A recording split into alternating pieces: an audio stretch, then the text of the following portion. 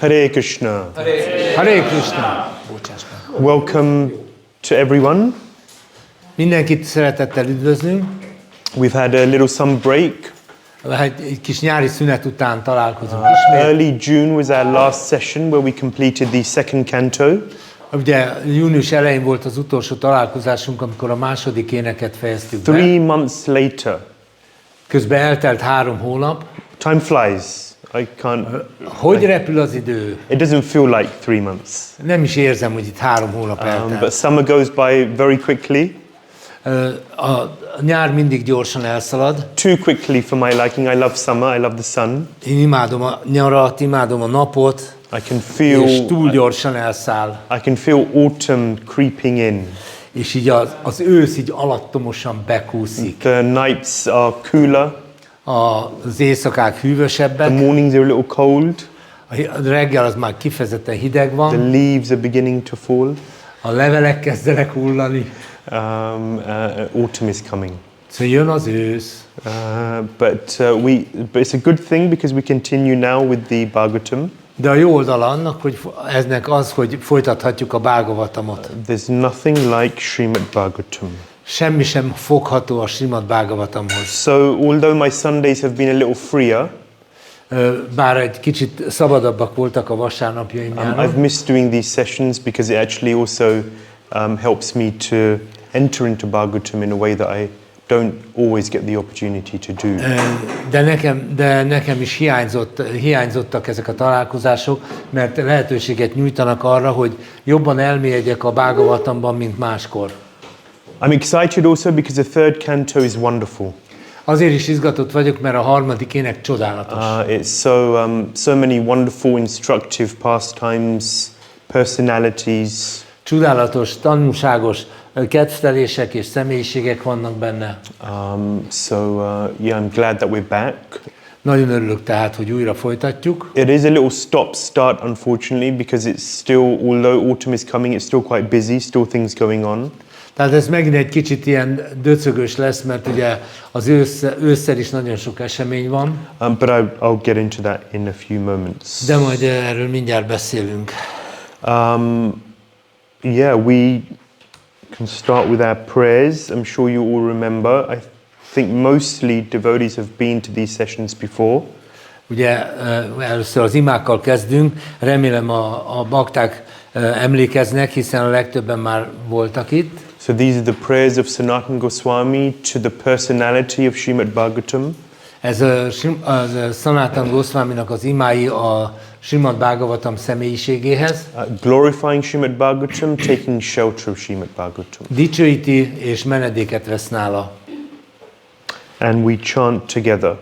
És akkor együtt mondjuk. Sarvashastra, sorry, no, we do call and response. Akkor inkább felergetősbe, bocsánat. Apologies. Sarvashastabdi piyusha. Sarvashastabdi piyusha. Sarvavaidaika satphala. Sarvavaidaika satphala. Sarvasiddhanta ratnadhya. Sarvasiddhanta ratnadhya. Sarvalokaika drikprada. Sarvalokaika drikprada. Sarvabhagavata prana. Sarvabhagavata prana. Śrīmad-Bhāgavata Prabho. Śrīmad-Bhāgavata Prabho. Kalidvanto didaditya. Kalidvado titantitya. Shri Kṛṣṇā parivartita. Shri Kṛṣṇā parivartita. Paramananda Pathaya. Paramananda Pathaya. Premavarshyaksharayate. Premavarshyaksharayate. Sarvada Sarvasevyaya. Sarvada Sarvasevyaya. Shri Kṛṣṇāya namostute. Shri Kṛṣṇāya namostute. Madeka bandhu matsangin. Madeka bandhu matsangin. Madguru man mahadhana. Madguru man mahadhana. Madnishtarka madbhagya. Madnishtarka madbhagya. Maddananda namostute. Maddananda namostute. Asadu sadu tattayin. Asadu sadu tattayin. Atini chochatakara. Atini chochatakara. Hanamuncha kadachinmam. Hanamuncha kadachinmam. Premrahit kantayospura. Premrahit kantayospura. So we go back and I ask for volunteers to read the Hungarian translation. És visszamegyünk, és kérek önkénteseket, akik a magyar fordítást fogják mondani. Ó Śrīmad-Bhāgavatam, ó nektár, amelyet az összes védikus szentírás pótprányából köpöltek. Ó a védák legkiválóbb transzcendentális gyümölcse. Ó te, aki minden lelki filozófia következtetése égkövében rendelkezel. Ó te, aki spirituális látást adsz a világ minden emberének. Okay? One more, so someone else? Yes, John Sheffield. Ó Vaisnava bakták életlevegője, ó Uram, Te vagy a nap, amely felkelt, hogy eloszlassa a Kali Yuga sötétségét. De valójában Krsna vagy, aki visszatért közénk.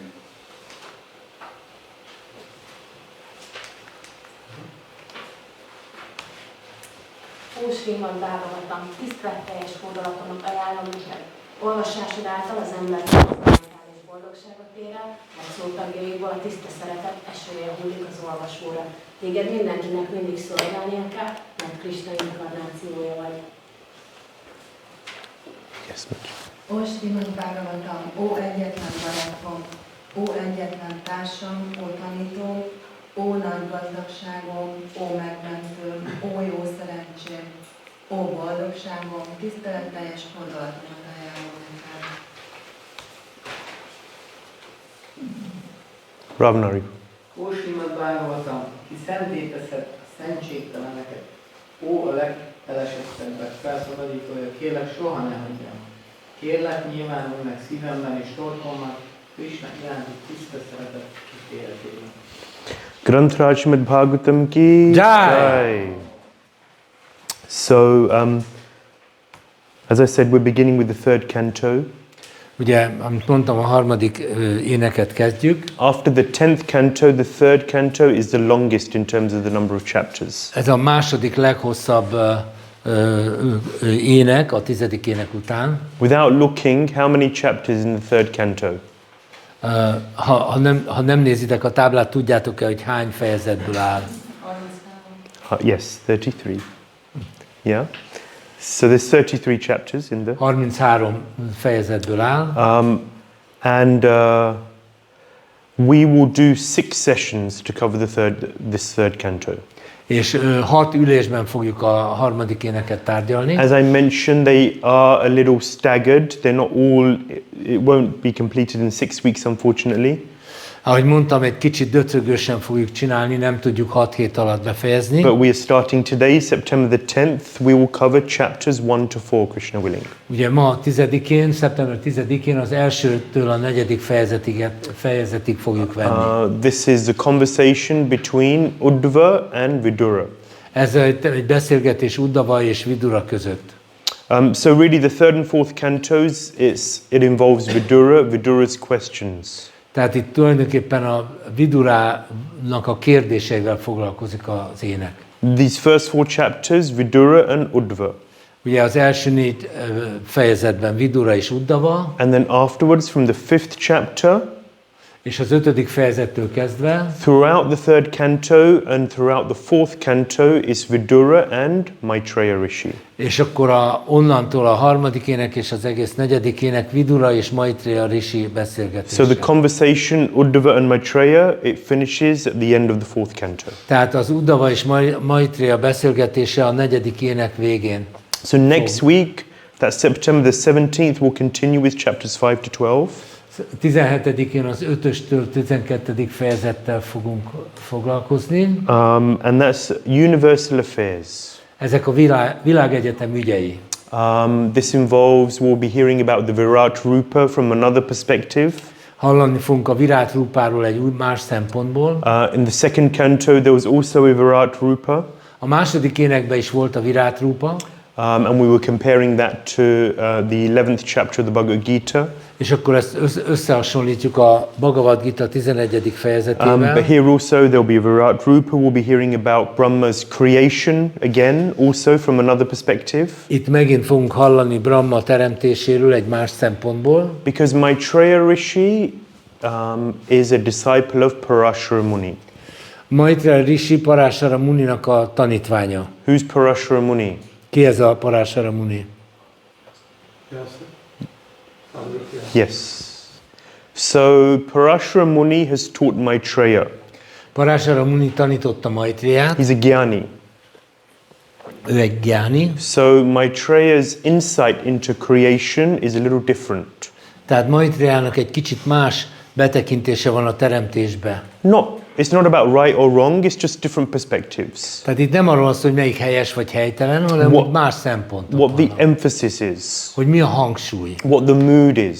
milyen hangulat van. So Maitreya is delivering this to Vidura. És ezt Maitreya Vidurának elmondja. We'll also be hearing in chapters 11 and 12 about Vedic time. A 11.-12. fejezetben a védikus időfelfogásról is szó lesz. There's a chapter which is entitled The Calculation of Time According to the Atom.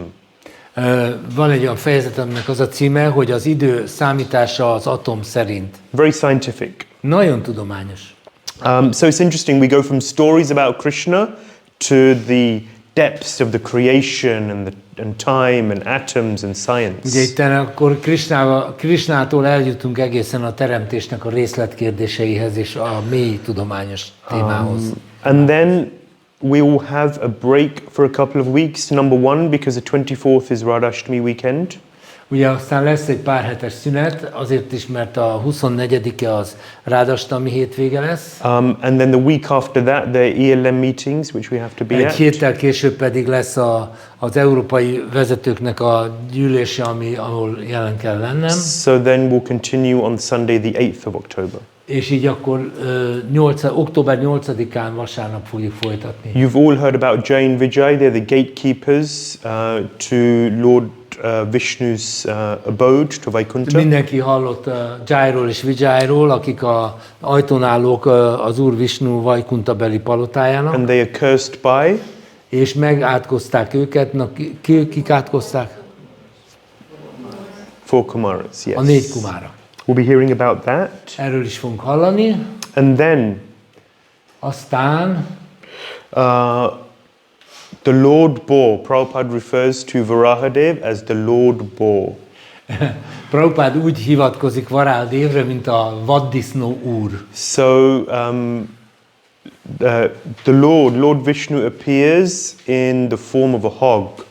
Tehát az Úr inkarnálódik, az Úr Vishnu inkarnálódik egy disznó formájában. Confuses the materialists.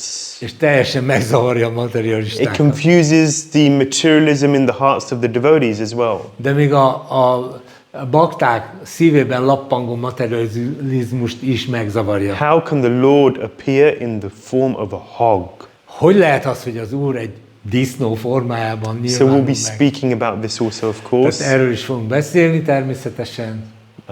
But the earthly planet is in the nether regions, Ugye a Föld bolygó az ilyen alsóbb rendű helyeken van, and the Lord comes to return the earth to its orbit. és az Úr megjelenik azért, hogy visszatérítse a Földet a rendes pályájára. So wonderful pastime, so many instructive lessons and insights which we'll be going into. Csodálatos kedvelés, és nagyon sok tanulságos történet lesz benne. Chapters 20 to 24 are all about Kardama Muni. A 20-tól 24. fejezetig az mind a Kardama Muniról szól, His 10,000 years of meditation. hogy 10.000 évig meditált, The Lord appears before him. és akkor megjelenik az Úr előtte, God is right there. ott van egyszer csak az Úr. What would you ask Isten. for? Mit kérnél tőle, ha megjelenne? What would you ask for if God appears right here, right now in front of you?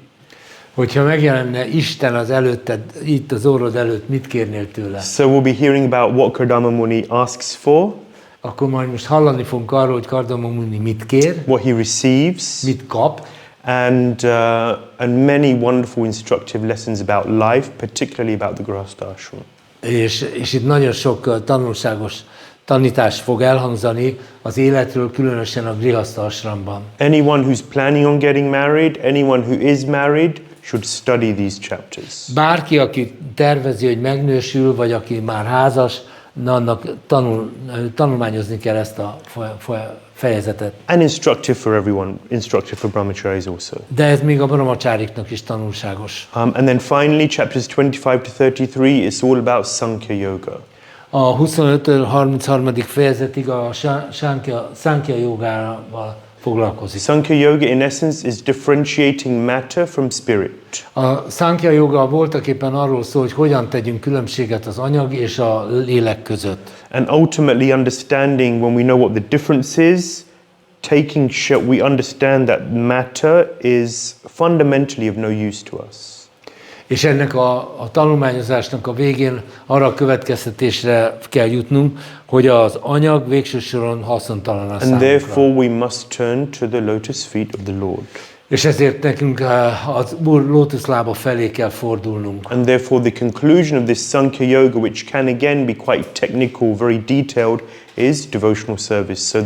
Tehát ennek az egész Sankhya jogának a végkövetkeztetése, ami egyébként meglehetősen részletes és technikai részletekkel is bővelkedik, az, hogy forduljunk az Úr lótuszlába felé. So the final, or there's chapters in this section which really are talking about pure devotional service. Tehát tulajdonképpen a tiszta odaadó szolgálatot propagálja ez a rész. And this is Kapila-dev, the son, preaching to his mother. És itt Kapila-dev, a fiú, prédikál a mamájának. It's just like at the end of the Śrīmad-Bhāgavatam Rita. No, at the end of the Mahabharat. Egy kicsit olyan, mint a Mahabharat vége. No, at the end of the Bhagavatam. A Bhagavatam vége. Parikshit Maharaj is sitting there. He's been given half a day by Shukadeva Goswami just to think and contemplate on what he's heard. Igen, és akkor Parikshit Maharaj kap egy fél napot Shukadeva Goswamitól, hogy elmélkedjen azon, amit hallott. And then Parikshit Maharaj's mother comes, Uttara. És akkor jön Uttara, aki Parikshit Maharajnak az édesanyja. And she says, you have received instructions from the great Shukadeva Goswami. Please tell me, I want to know. És akkor azt mondja a fiának, hogy hát figyelj, most kaptál óriási tanításokat Shukadeva Goswamitól, mondd el, hogy mit hallottál. So it's another wonderful example of then Parikshit Maharaj preaches to his mother Uttara to help to liberate her. Igen, ez egy nagyon szép példa, amikor Parikshit Maharaj, mint fiú, az anyukájának prédikál. In the same way here, Kapila-dev is preaching to his mother Devahuti. És ugyanígy Kapila-dev is prédikál az édesanyjának. So, just in terms of the timings, October the 15th, Akkor még egyszer az időzítések, október 15-e. and then it seems like we will continue and finish this third canto in January. És úgy látszik, hogy a januárban fogjuk befejezni, tehát folytatni és befejezni a harmadik éneket. Fortunately, unfortunately, it's a busy time. Hát ez most jó vagy nem jó, de ez egy nagyon elfoglalt időszak lesz. But more information on those dates and the arrangements as time goes on. És majd idővel pontosítjuk ezeket a dátumokat. Okay. A quick recap. Most egy kicsit szaladjunk végig, ismételjünk. I believe it was March Azt hiszem márciusban kezdtük. when we ugye? started the first canto. Amikor az April? első éneket kezdtük. Áprilisban? Something like that. Ilyesmi. First canto is really setting the scene of the Śrīmad-Bhāgavatam. Ugye az első ének lényegében arról szól, hogy a Śrīmad-Bhāgavatamnak a indulását berendezze, vagy elindítsa. There is Parikshit Maharaj and Shukadeva Goswami. És akkor ugye Parikshit Maharaj és Shukadeva Goswami. And in this audience was Sutta Goswami. És a hallgatóságban ott volt Sutta Goswami. So Sutta Goswami heard this conversation and then he went and preached to the sages. És akkor Sutta Goswami végighallgatta ezt a beszélgetést, és akkor elment, hogy a bölcseknek elmondja. And we are hearing this conversation. So this is what we're introduced to in the opening of the first canto. És tulajdonképpen mi ezt az elmondást halljuk, ez a nyitó jelenete a Śrīmad-Bhāgavatamnak. We hear a lot about Krsna and his devotees in the first canto. Az első énekben sokat hallunk Krsnáról és a baktáiról, We hear about the Pandavas, hallunk a pándavákról, Kunti, Bhishmadev, Bhishmadevről, Krishna leaving arról, hogy Krishna elmegy Hastinapur, Hasztinápurban, and then he enters into Dwarka and the devotees are so happy to see him. és akkor bevonul Dvárakába, és a bakták nagyon örülnek, And then hogy at the látják. end of the first canto, we hear about Parikshit Maharaj, És az első ének végén hallunk Parikshit a Maharajról, little bit about his life and times, egy kicsit az idejéről és az akkori környezetéről. And then ultimately how Parikshit Maharaj is cursed. És hallunk arról is, hogy hogyan átkozzák őt meg. He has 7 days left to live.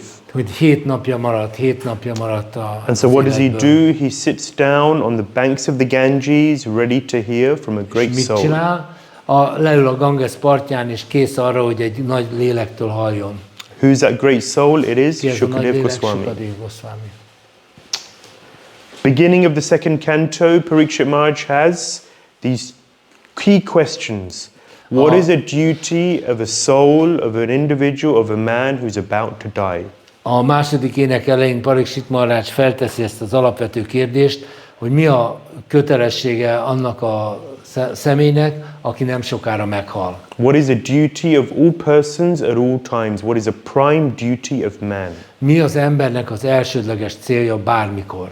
Very, very important question. Nagyon fontos kérdés. Because in our own lives, we have to understand that we have so many other duties and responsibilities. Tehát mert az meg kell értenünk, hogy az életünkben annyi minden kötelességünk van, és felelősségünk. So many different phases of life. Az életünknek annyi fázisa van. But certain things have to remain a priority always. De mégis bizonyos dolgoknak mindig elsődleges fontosságot kell biztosítani. So Parikshit Maharaj knows the answers, of course. Persze Parikshit Maharaj tudja a válaszokat. He's asking these questions for our benefit. Ő azért teszi fel ezeket a kérdéseket, hogy mi okuljunk belőle. So we have to understand what's most important so we can make the right decisions. Tehát nekünk meg kell értenünk ezeket, hogy a megfelelő döntéseket tudjuk hozni. So then we don't miss the purpose of why we're here. És azért, hogy ne tévesszük szem elől azt a célt, ami miatt itt vagyunk. In response to this, Shukadev Goswami gives many wonderful insights. A válaszában Shukadev Goswami nagyon sok mély dologra rávilágít. He speaks about the universal form, about creation. Beszél az univerzális formáról, a teremtésről. About the various incarnations. A különböző inkarnációkról. And then he speaks about the Chatushloki Bhagavatam at the end of the second canto. A második ének végén elmondja a Chatushloki-t, ami a Śrīmad-Bhāgavatam 4 legfontosabb verse. The 4 seed verses of the whole Bhagavatam from which the Bhagavatam can be understood. Ez a Bhagavatamnak a 4 magja, amiből az egész Bhagavatam kinő.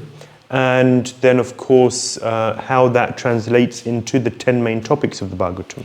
És azt, hogy hogyan lesz ebből a 4 mag versből a Bhagavatam 10 fő témája. You may remember that the second canto was a little heavier. Talán emlékeztek, talán nem, de a második ének egy kicsit nehezebb volt. It was more technical, more detailed. Inkább technikai és részletesebb volt. So the second canto has its own flavor. A második éneknek is megvan a maga íze. And this is what we see in the Bhagavatam. Sometimes the stories, pastimes, more sweetness. Igen, ezt tapasztaljuk a Bhagavatamban, hogy időnként egy kicsit a kezdelések, a történetek kerülnek előtérbe, az, hogy milyen édes ez. And then other times there's more details about the science. Aztán máskor úgy átfordul ilyen részletesebbe, tudományosabba, the philosophy, filozófiába, elements of creation. A teremtés elemei. So sweetness versus science and analysis. Ugye így állandóan így ingadozik az édesség és a tudomány és az elemzés között. Stories and practical lessons versus tehát történetek és gyakorlati tanítások. Heavy theology. Illetve komoly, nehéz teológia. Yeah, so first and second cantos are kind of, we see that the first canto is more stories, light, and second canto is more láthattuk ezt az elsőnek inkább ilyen sztorizás, könnyebb. In the third canto, we see that things are a little, it's a combination of the two.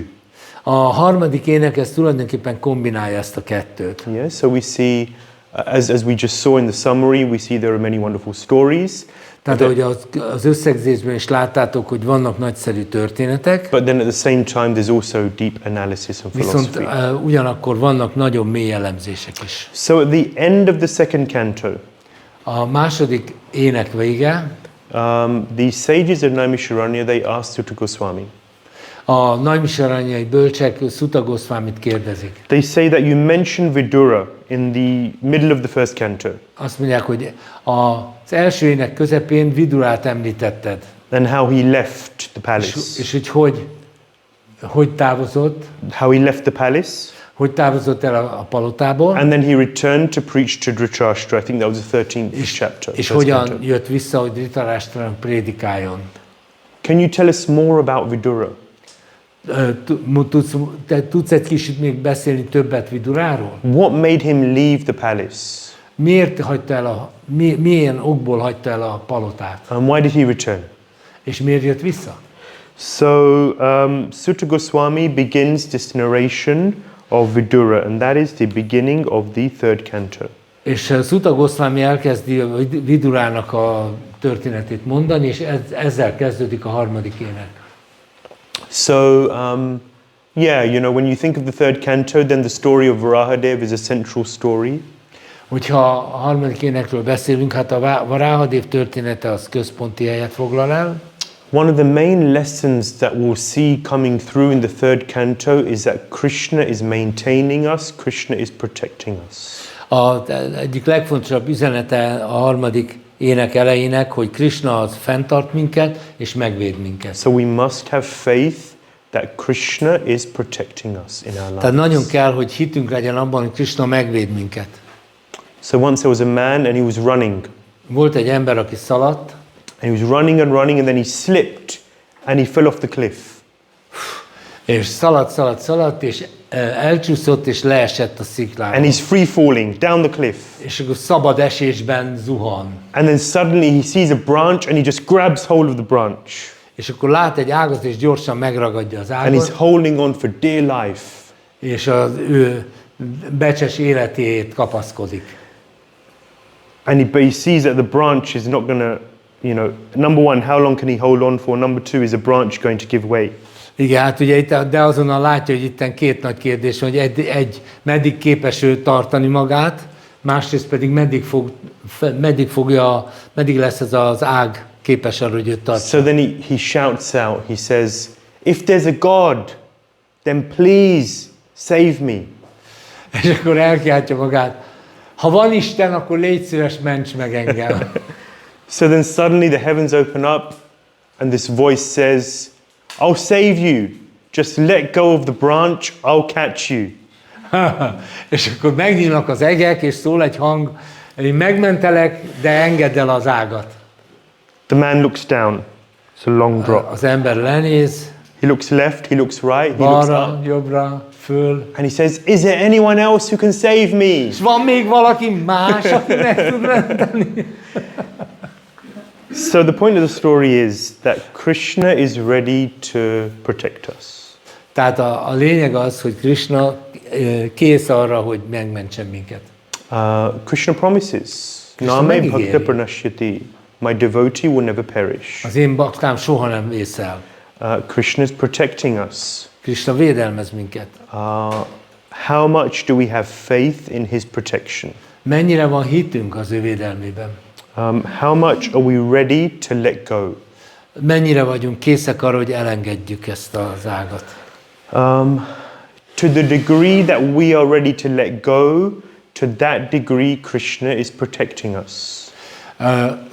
Krsna oly mértékben kész arra, hogy minket megmentsen, amennyire mi készek vagyunk elengedni ezeket az anyagi dolgokat. Because if we're trying to protect ourselves, then Krishna says, okay, fine.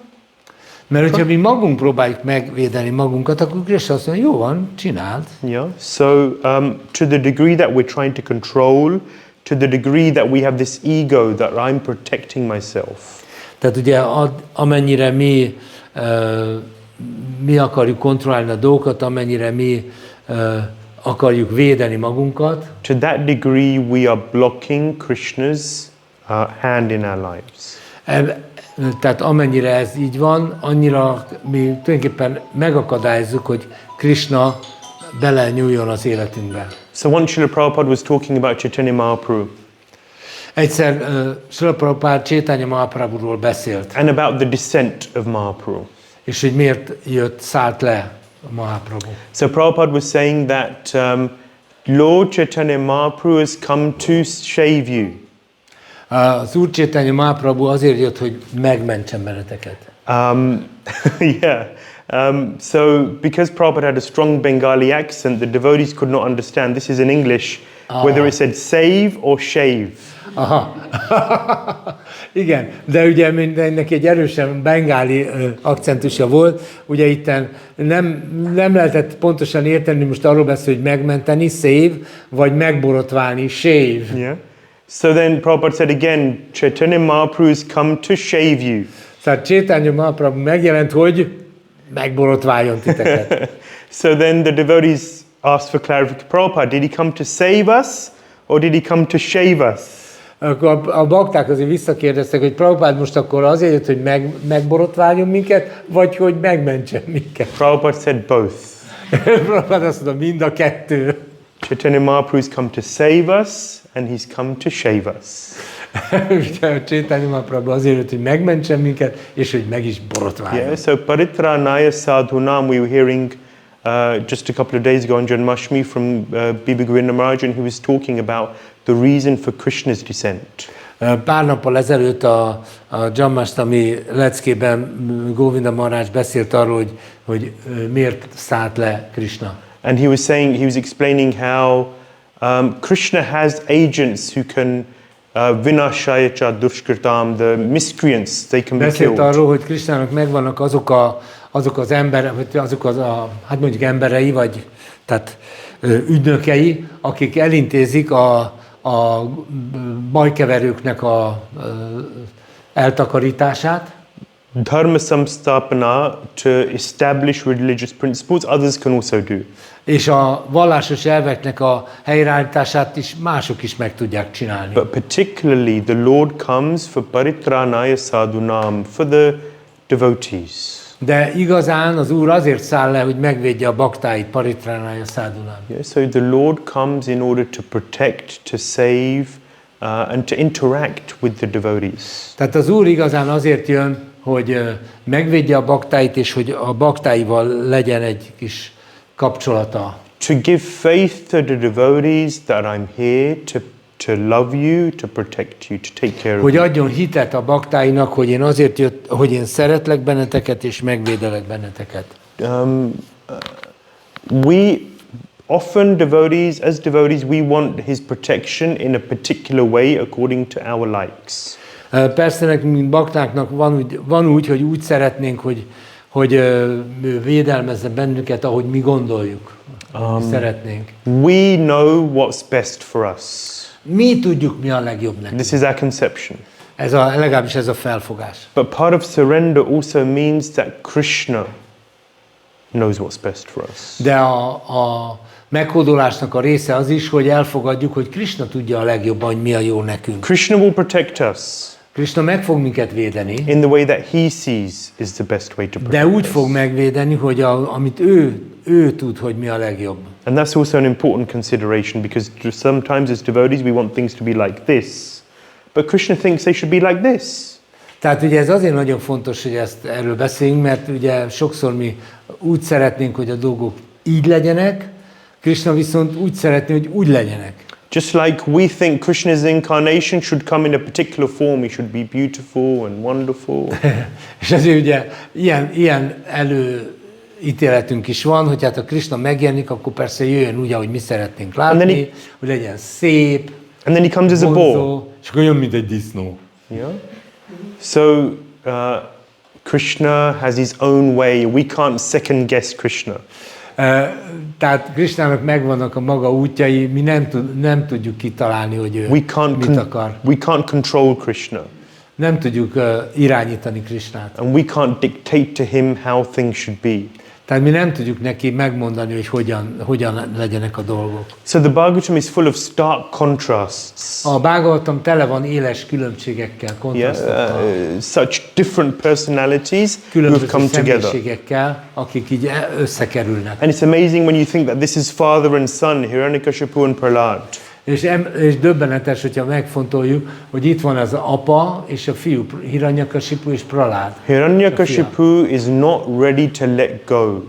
Hiranyakashipu nem az a fajta, aki úgy elengedni azt az ágat. He has this ego. Neki komoly egója van. I mean, he's a demon. Ishvara hamma hambogi, siddho hambalwan sukhi. This is the mentality of a demon. Ishvara ham, I'm the controller. Ugye, tehát ez a démonoknak a mentalitása, hogy Isvara, tehát én vagyok az irányító. I'm the enjoyer, hambogi. És én vagyok az élvező is. Siddho ham, I'm perfect. I can never do wrong.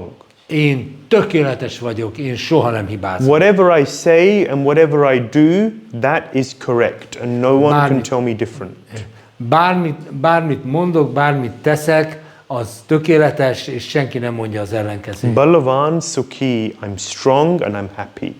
Én erős vagyok, és boldog. And I know what's good for me. This is Hiranyakashipu's mentality. And I will make sure that I get what I want. És ne féljetek, majd én megszerzem azt, amit akarok. So I have a whole plan and a happy ending. You know, the end is a happy ending. És nekem megvan a magam terve, és a vége az egy happy end. People are like pawns in order to fulfill my plans and desires.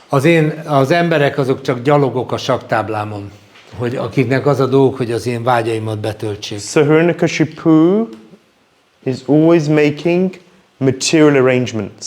A Hiranyakashipu mindig anyagi elrendezéseket csinál. Whereas Prahlad Maharaj, his solution for living life, what does he do? De mit csinál Prahlad Maharaj? Mi az ő terve az életére? Just surrender. Csak meghódolni. Spiritual surrender. Lelki meghódolás. Vishnu, Krishna, you protect me, you kill me, it's up to you. Vishnu, Krsna, te vagy megvédesz engem, vagy elpusztítasz, ez a te, amit szeretnél. He has faith in the Lord and therefore he relies on Krishna to protect him. Tehát hisze van az Úrban, és ezért Krsnára támaszkodik, hogy majd ő meg fogja védeni. Hiranyakashipu thinks, okay, I have to make all the arrangements. So what does he do? He goes to the demigods, particularly Lord Brahma. Tehát Hiranyakashipu mit szeretné? Hát ugye mindent el akar rendezni, és ezért megy a félistenekhez, különösen az Úr Brahmához. And he, through deep, intense austerities, meditation, he brings forth Lord Brahma. És ő addig végez lemondásokat és meditációkat, amíg az Úr Brahmát oda kényszeríti vele. And he says, I want eternal life. I want to become immortal. És akkor azt mondja neki, én örökké akarok élni, halhatatlan akarok Brahma lenni. says, I'm not immortal, so I can't give you immortality. Brahma azt mondja, hát én se vagyok halhatatlan, nem tudok neked halhatatlanságot adni. But he makes a 359 degree plan. De kitalál egy 359 fokos tervet. Yeah, 360 degrees, but he can't, you know. So Hát ugye 360 fok egy kör, de ugye hát nem lehet mindent. I can't be killed by man or beast, Nem ölhet meg se ember, se állat, by weapons or by hands, se fegyver, se kéz, puszta kéz, not night nor day, sem éjjel, sem nappal, not up or down. sem fent, sem lent. Yeah, so somehow Nrsimhadev comes, and ultimately what happens? És ugye aztán végül Nrsimhadev jön, és aztán mi lesz? So he's got this plan, but still, Hiranyakashipu still has this anxiety because somewhere deep down he knows that this isn't going to work. De valahol mélyen Hiranyakashipu mégis aggódik, mert valahol mélyen ő azt tudja, hogy ez nem fog működni. Why is he making all of these plans? Miért csinálja ezeket a terveket? Because he's fearful. Mert fél. Nothing can get rid of that fear Semmi nem tudja megszabadítani ettől a félelemtől. for a materialist. Ugye, aki materialista, aki tehát anyagelvű, az nem tud Ultimately, megszabadulni. what happens to him? He Mi lesz a dies. vége? Meghal. Prahlad, what does he do? Prahlād mit csinál? He says, I want to surrender. Azt mondja, én meg akarok hódolni. I want to surrender to the Supreme Lord. Én meg akarok hódolni a legfelsőbb úrnak. So what does he do? What's his arrangement? Akkor ő mit intéz ez ügyben? He approaches his spiritual master Narad Muni and he begs for instructions. How do I surrender? Megközelíti a Nārada Munit, a lelki tanítómesterét, és kér tőle tanítást, hogy hogyan kell meghódolni. And what does he do? Shravanam Kirtanam Vishnu Smaranam Padasevanam Archanam Mandanam Dasyam Sakyam Atmanivedanam, the 9 limbs of devotional service. Ugye, és akkor mit csinál? A odaadó szolgálat 9 folyamatát csinálja. Therefore he's peaceful. Tehát ő nyugodt, békés. And ultimately he's protected. És végsősorban őt megmentik. And Prahlad Maharaj, ultimately he leaves his body like everyone, but he goes back to the spiritual world. Persze Prahlad Maharaj is végül elhagyja a testét, mint mindenki, de visszamegy a lelki világba. So Prahlad is relying on the Lord. This is his Prahlad lifestyle. az Úrra támaszkodik. Yeah. We have to question ourselves, which parampara am I in? Fel kell tennünk magunknak a kérdést, melyik paramparában vagyunk be. Yeah, so you can say this is 2 paramparas. Van ugye két ilyen tanítványi láncolat. And of course the nature of the conditioned soul is that there's a combination of the two.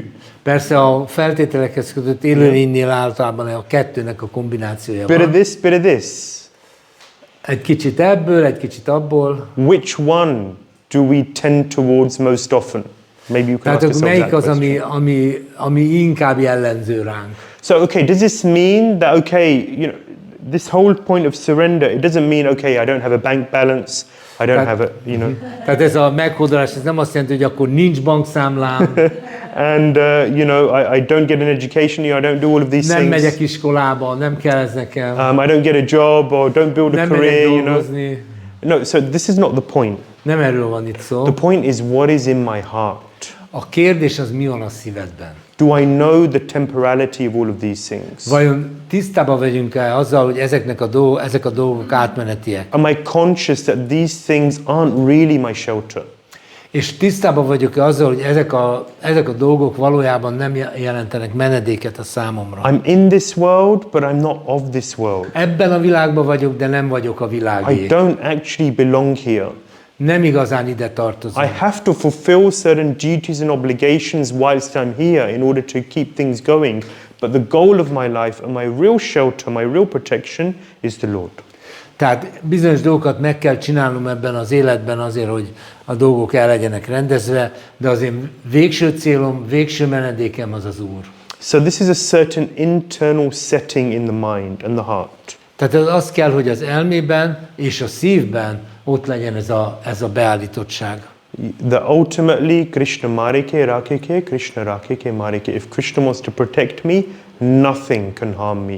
And if Krishna wants some harm, then nothing can protect me. Tehát ugye, ahogy ez a kis kétsoros mondja, hogyha Krishna meg akar védeni, akkor semmi nem tud ártani nekem, de ha Krishna el akar pusztítani, akkor semmi védelem nincs. Once Hari Vilas Prabhu, I met him actually in Seattle. Hari Vilas Prabhuval találkoztam Seattle-ben. He's a disciple of Srila Prabhupada. Ő Srila Prabhupada tanítványa. And he asked Srila Prabhupada, Prabhupada, what is humility? És ő megkérdezte egyszer Prabhupádot, mi is az alázat? And Prabhupada gave a very powerful, beautiful answer, very instructive. Srila Prabhupada egy nagyon erős és nagyon tanulságos választ adott neki. Prabhupada said that humility means that your money will not save you. Az alázat azt jelenti, hogy a pénzed nem fog megmenteni. Your family will not save you. A családod nem fog megmenteni. Your learning will not save you. A tanultságod nem fog megmenteni. Your influence, your power will not save you. A befolyásod, a hatalmad nem fog megmenteni. Humility means to know that only Krishna will save you. Az alázat azt jelenti, hogy tudod, hogy csak Krishna fog megmenteni. So one who has that humility means he has that dependence on Krishna, that surrender on Krishna. Aki alázatos, az tudja, hogy meghódol Krishnának, és hogy Krishna fogja megvédeni. And that leads to a certain peace. És ez egy békét ad. So there's a nice verse in the Śrīmad-Bhāgavatam. Van egy szép vers a Śrīmad-Bhāgavatamban. 11:237. 11:2:37. 11:2:37. Famous verse, good one to learn. Egy híres vers, érdemes megtanulni. Bhayam dvitiya bhineshat syat ishad apetasya viparyo smriti tanmayayato buddha abjetam bhaktiyaikat yesham guru devatatma. So basically what the verse is saying is where 11, does sorry, 11, 2:37. 37. Yes? So basically what the verse is saying is that Ez a vers végsősorban azt mondja, fear begins with ishad apetasya, when one turns away from Krishna. tehát azt mondja, hogy a félelem akkor keletkezik, amikor az élőlény tévesen az anyagi testével azonosítja magát, mert elmerült az Úr külső illuzórikus energiában. Okay? Is it all right? So I'm just breaking the translation. The translation is wonderful. I'm just breaking it down a little sorry. to make it to make it easier to understand. Okay, I only understood this verse when I read from the Acharyas. Aha, csak akkor értettem meg ezt a verset, amikor az ácsáryáknál olvastam róla. So ishad apetasya, the first step to fear, A félelem első lépése, is when one turns away from the Lord. amikor a személy elfordul az Úrtól. So Krishna bahirmukha bhoga vanchakari, when one turns away from the Lord and desires to enjoy in the material world. Amikor valaki elfordul az Úrtól, és arra vágyik, hogy élvezze a világot. And as one becomes absorbed in that enjoyment, És amikor valaki elmerül ebben az élvezetben, then viparya yosmriti, one becomes forgetful of Krishna. akkor megfeledkezik Krishnától. If you've ever spoken to a devotee who's left Krishna consciousness, if you've ever spoken to a devotee who's left, hogyha valaha is beszéltetek olyan baktával, aki otthagyta az iszkont, then they go through this state where they're constantly feeling guilty because they know that they're doing wrong. akkor érezheted rajta, hogy állandóan ilyen bűntudata van, mert tudta, hogy nem jót csinál. So they find themselves in this no man's land. Akkor egy ilyen senki földjén tartózkodik az illető. They can't be spiritual and they can't be material. Nem tudnak lelkiek lenni, de nem tudnak igazán anyagiasak sem And it's lenni. a very uncomfortable position to be És in. ez egy roppant kényelmetlen helyzet. So then what happens is that a person says, okay, forget about this Krishna stuff. Let me just enjoy fully. És akkor az illető azt mondja, na jó, akkor hagyjuk ezt a Krishna izét, akkor élvezzünk, amennyire lehet. So then viparya yosmriti, Krishna really goes out of the window. És akkor Krishna tényleg elfordul Yeah. tőle. And then tanmaya yato, then that is maya. És akkor jön Mája. Yeah, then Maya really enters and takes over and covers the És akkor Mája personality. tényleg belép, és mindent letarol. Let us pray that never happens to us. Imádkozzunk, hogy ez soha ne történjen velünk. I've seen it happen to devotees and it's painful just looking at it, never mind going through it. Én láttam ilyet baktáknál, és még nézni is szörnyű, nemhogy megélni. Then dvitiya Vitya? means you begin to see this, actually the Maya, Tanmayayato is actually the fourth step. The third step is when you begin to see dvitiya. When you really enter into the material realm, then you begin to see dvitiya, you begin to see a second reality aside from Krishna. Tehát amikor belépünk abba az anyagi létbe, akkor ilyen kettős látásunk lesz, és elkezdünk egy második valóságot megtapasztalni. Actually, there is only Krishna. Valójában csak Krishna van. Everything is Krishna. Minden Krishna. Yeah. So this table, this board, this Ez az computer, asztal, ez a tábla, ez mindaz. everything is Krishna. Minden Krishna. Parashi Shaktir Vividaiva Shruyate. Krishna is all Krishna's manifestation. Ugye minden Krishna megnyilvánulása. And a devotee sees everything in relation to Krishna. És egy bakta mindent Krishnával való kapcsolatában lát. But the more Maya is in the heart of the mind of the conditioned living soul, the more the individual sees a difference between the two, dvitiya. És Mája minél inkább átvette a hatalmat az élőlényben, annál inkább kettősnek látja az illető a dolgokat. We'll open windows when it stops, but I agree, we need some air. You begin to see a difference between the two, a reality separate from Krishna. És akkor kezdjük látni a különbséget a két valóság között, ami elkülönült Krishnától. And more for the conditioned living entity, that space which is separate from Krishna becomes more and more the reality.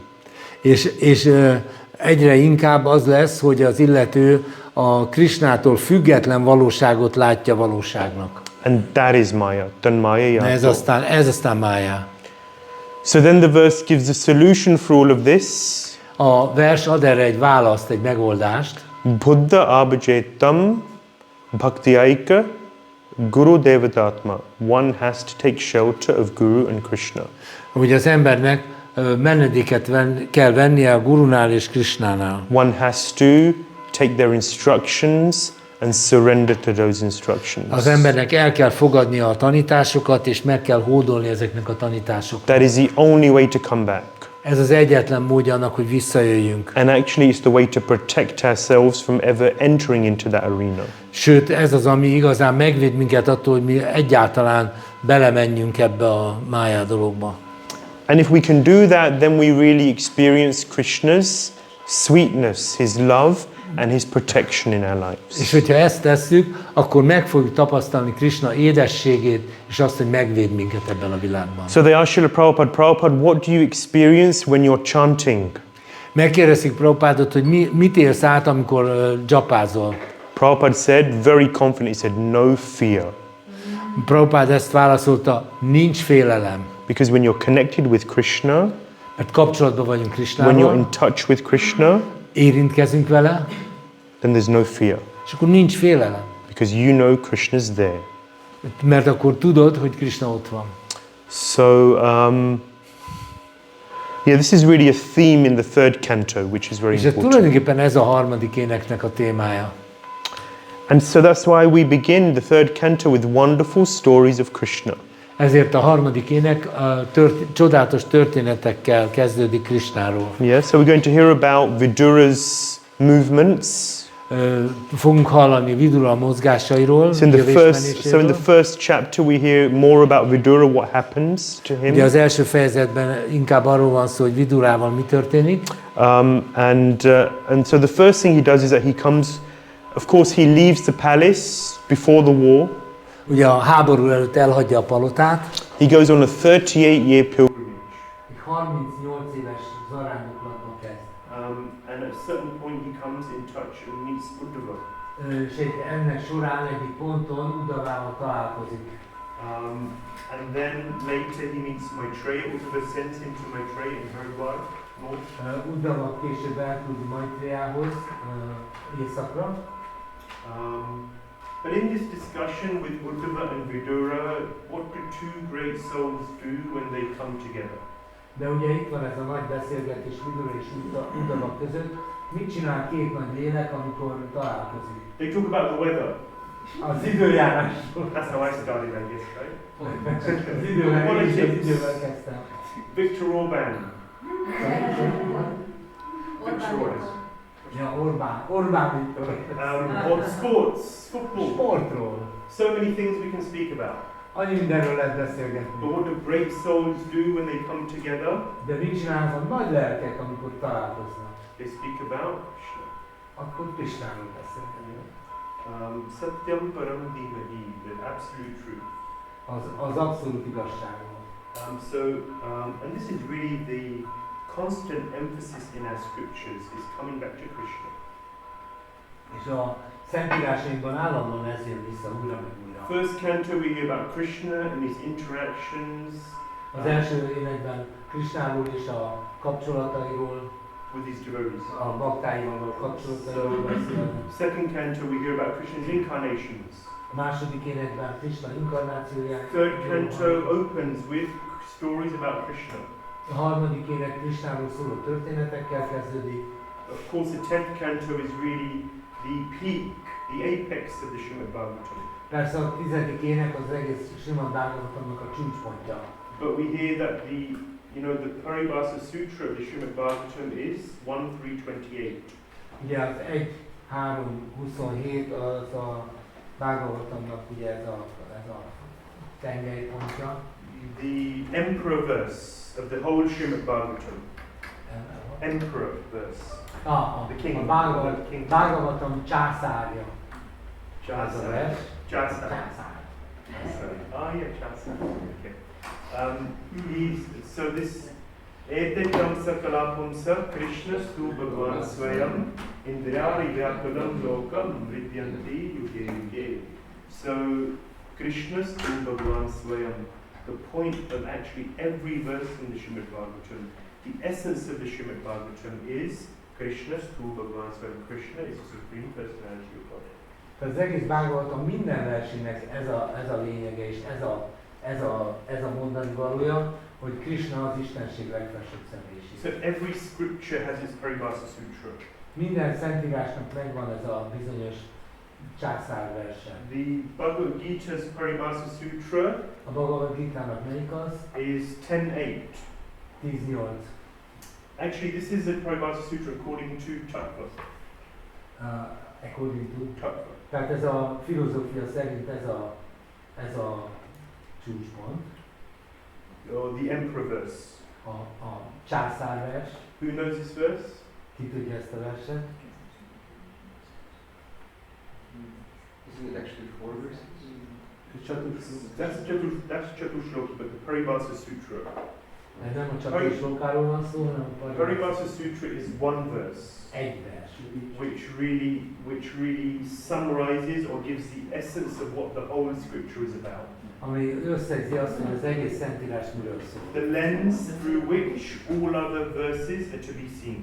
Az az optika, amin keresztül az összes többi verset látható. So for the Bhagavatam is this one, for the Bhagavad Gita is aham sarvasya prabhavo, dāsa vampravakte, iti matmāvajante mam, buddha bhava samavita.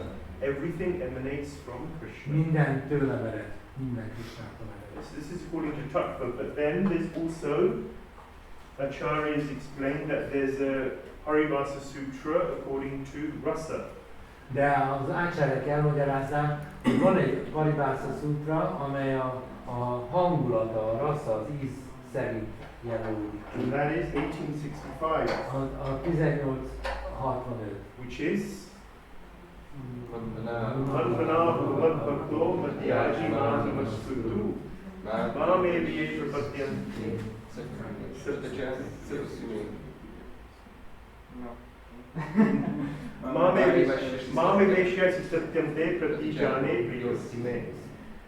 so that's 1865. Ez az 1865. Surrender unto me, chant my names. Hódolj meg nekem, énekeld a nevemet. This is the rasa. Ez a hangulat szerinti tengelyves. If you look at the Bhakti Rasamracha Sindhu, hogyha az odaadás nektárját nézzük, does anyone know what the Paribhasa Sutra of the Bhakti Rasamracha Sindhu is? Akkor ennek mi a Paribhasa Sutrája? Yes.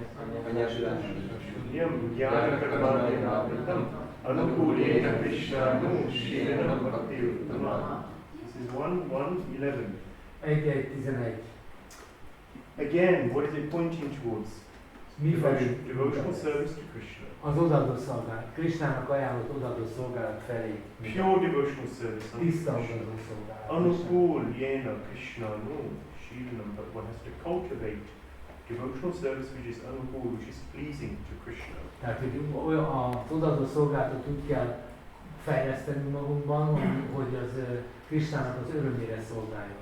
CC has a Paribhasa Sutra. A Chaitanya Charitamrita is van egy ilyen császárvers. Does anyone know what the Paribhasa Sutra for the Chaitanya Charitamrita is? Tudja valaki, hogy melyik az? So it's in Adi Leela, and it's 1-4. Anarpita chirim chirat karanavatena kalo samarpaitam rutujvala rasam svabhakti shriyam haripurata sundara yuti kadamba sandiptaha sada hidaya khandare spurtu vasa shinandana. So it explains how Chaitanya Mahaprabhu has come to give the unatujvala rasa, the effulgent rasa. Azt magyarázza, hogy az Úr Chaitanya azért jött, Chaitanya Mahaprabhu azért jött, hogy ezt a ragyogó hangulatot adja. Haripurata Sundara, this rasa reveals the beautiful Krishna. Ez a hangulat a gyönyörű Krishnát felfedi előttünk. And may this Chaitanya Mahaprabhu who's come to give this rasa, may he be there resplendent in the innermost recesses of the heart. Hogy ez a Krishna szépség a szíved legmélyebb redőiben felragyogjon. So again, it's pointing towards Ez ismét Krishna felé mutat ez a vers. So all of our scriptures are pointing ultimately towards Krishna, Krishna, Krishna. Minden szentírásunk végső soron Krishna felé mutat. Vedestra Sarveda Hameva Vedyo, Krishna explains in 15:15 Bhagavad Gita that he's the ultimate conclusion of all the scriptures. Krishna a Bhagavad Gita 15-15 versében elmondja, hogy én vagyok minden ultimate what? The ultimate conclusion. Én vagyok minden védikus írásnak a végső And következtetése. the purpose of everything. Én vagyok mindennek a célja. He's the goal, the ultimate goal of everything. Ő mindennek a végső célja. So here we see that Shukadeva Goswami, he throws in topics of Krishna as he goes along in the Śrīmad-Bhāgavatam. És ahogy a Śrīmad-Bhāgavatam kibontakozik, Shukadeva Goswami mindig időnként bedobja Krishnát. The 10th canto is the climax. As he's going along, he's talking about Krishna to whet the appetite. Igen, tehát a 10. énekben azért, hogy az étvágyunkat kielégítse, ezért Krishnáról beszélünk. So we hear philosophy, theology, we hear pastimes of Krishna and his incarnations. Hallunk a kedveléseiről, az inkarnációi kedveléseiről. The philosophy is also very important. A filozófia is fontos. Because it helps us to appreciate who this person is. Ez segít abban, hogy igazán értékelni tudjuk, hogy ki ez a személy. That actually this is the supreme personality of Godhead, Govindamadi Purusham, the cause of all causes, Sarva Karana Karanam. Tehát ugye, mert ugye ez a Govinda az eredeti élvező, minden oka. He's a supreme personality of Ő az Godhead. Istenség legfelsőbb személyisége. This person is this beautiful blue boy. És ez a személy, ez egy gyönyörű képfiú. So then we can enter into a deeper appreciation of who this person Tehát is. így be tudunk hatolni annak a mélyebb értékelésében, megbecsülésében, ki ez a személy. Otherwise the danger is you'll just think that he's just a beautiful little boy. Mert ugye az a veszély is fennáll, hogy csak azt gondolod, hát csak egy kis képfiú. And he is, but he is. Persze az, de nem csak az. And we have to appreciate him with greater depth, És sokkal mélyebben kell őt értékelni. with more clarity. Tisztában kell látni. And therefore studying, as we said, we're going to come across a creation and the calculation of time according to the atom and all of these things, also very important so we can really appreciate it. És azért van ez a sok-sok részlet, a teremtés részletei, az atom, az idő számítása, stb., hogy jobban lássuk azt, hogy micsoda nagy személyiséggel van dolgunk. Okay. Last slide, I think. Azt hiszem ez az utolsó dia, And then we'll talk about Vidura és after the aztán break. Viduráról fogunk beszélni. So Vidura meets Uddhava and inquires about Krishna. Tehát Vidura találkozik Uddhavával és Krishnáról kérdezi. So Vidura has various inquiries in the first chapter. Az első fejezetben vannak különféle kérdések. then Uddhava begins to describe Krishna's wonderful pastimes in Vrindavan. És akkor Uddhava elkezdi magyarázni, vagy mondani Krsna csodálatos kedveléseit Vrindavanban. Second chapter. Második fejezet. Then Krishna's pastimes outside of Vrindavan. Aztán szó van Krishnának Vrindavanon kívüli kedveléseiről. And then finally Krishna's disappearance. Aztán végül Krishna eltávozásáról is szó. Actually, Krishna's disappearance is something that Vaishnavas don't really like to speak about too much. Tulajdonképpen Krishna eltávozása egy olyan téma, amiről a Vaishnavák nem nagyon beszélnek. I was thinking about talking about it, and because we hear a little bit about his disappearance here in the third canto, fourth chapter.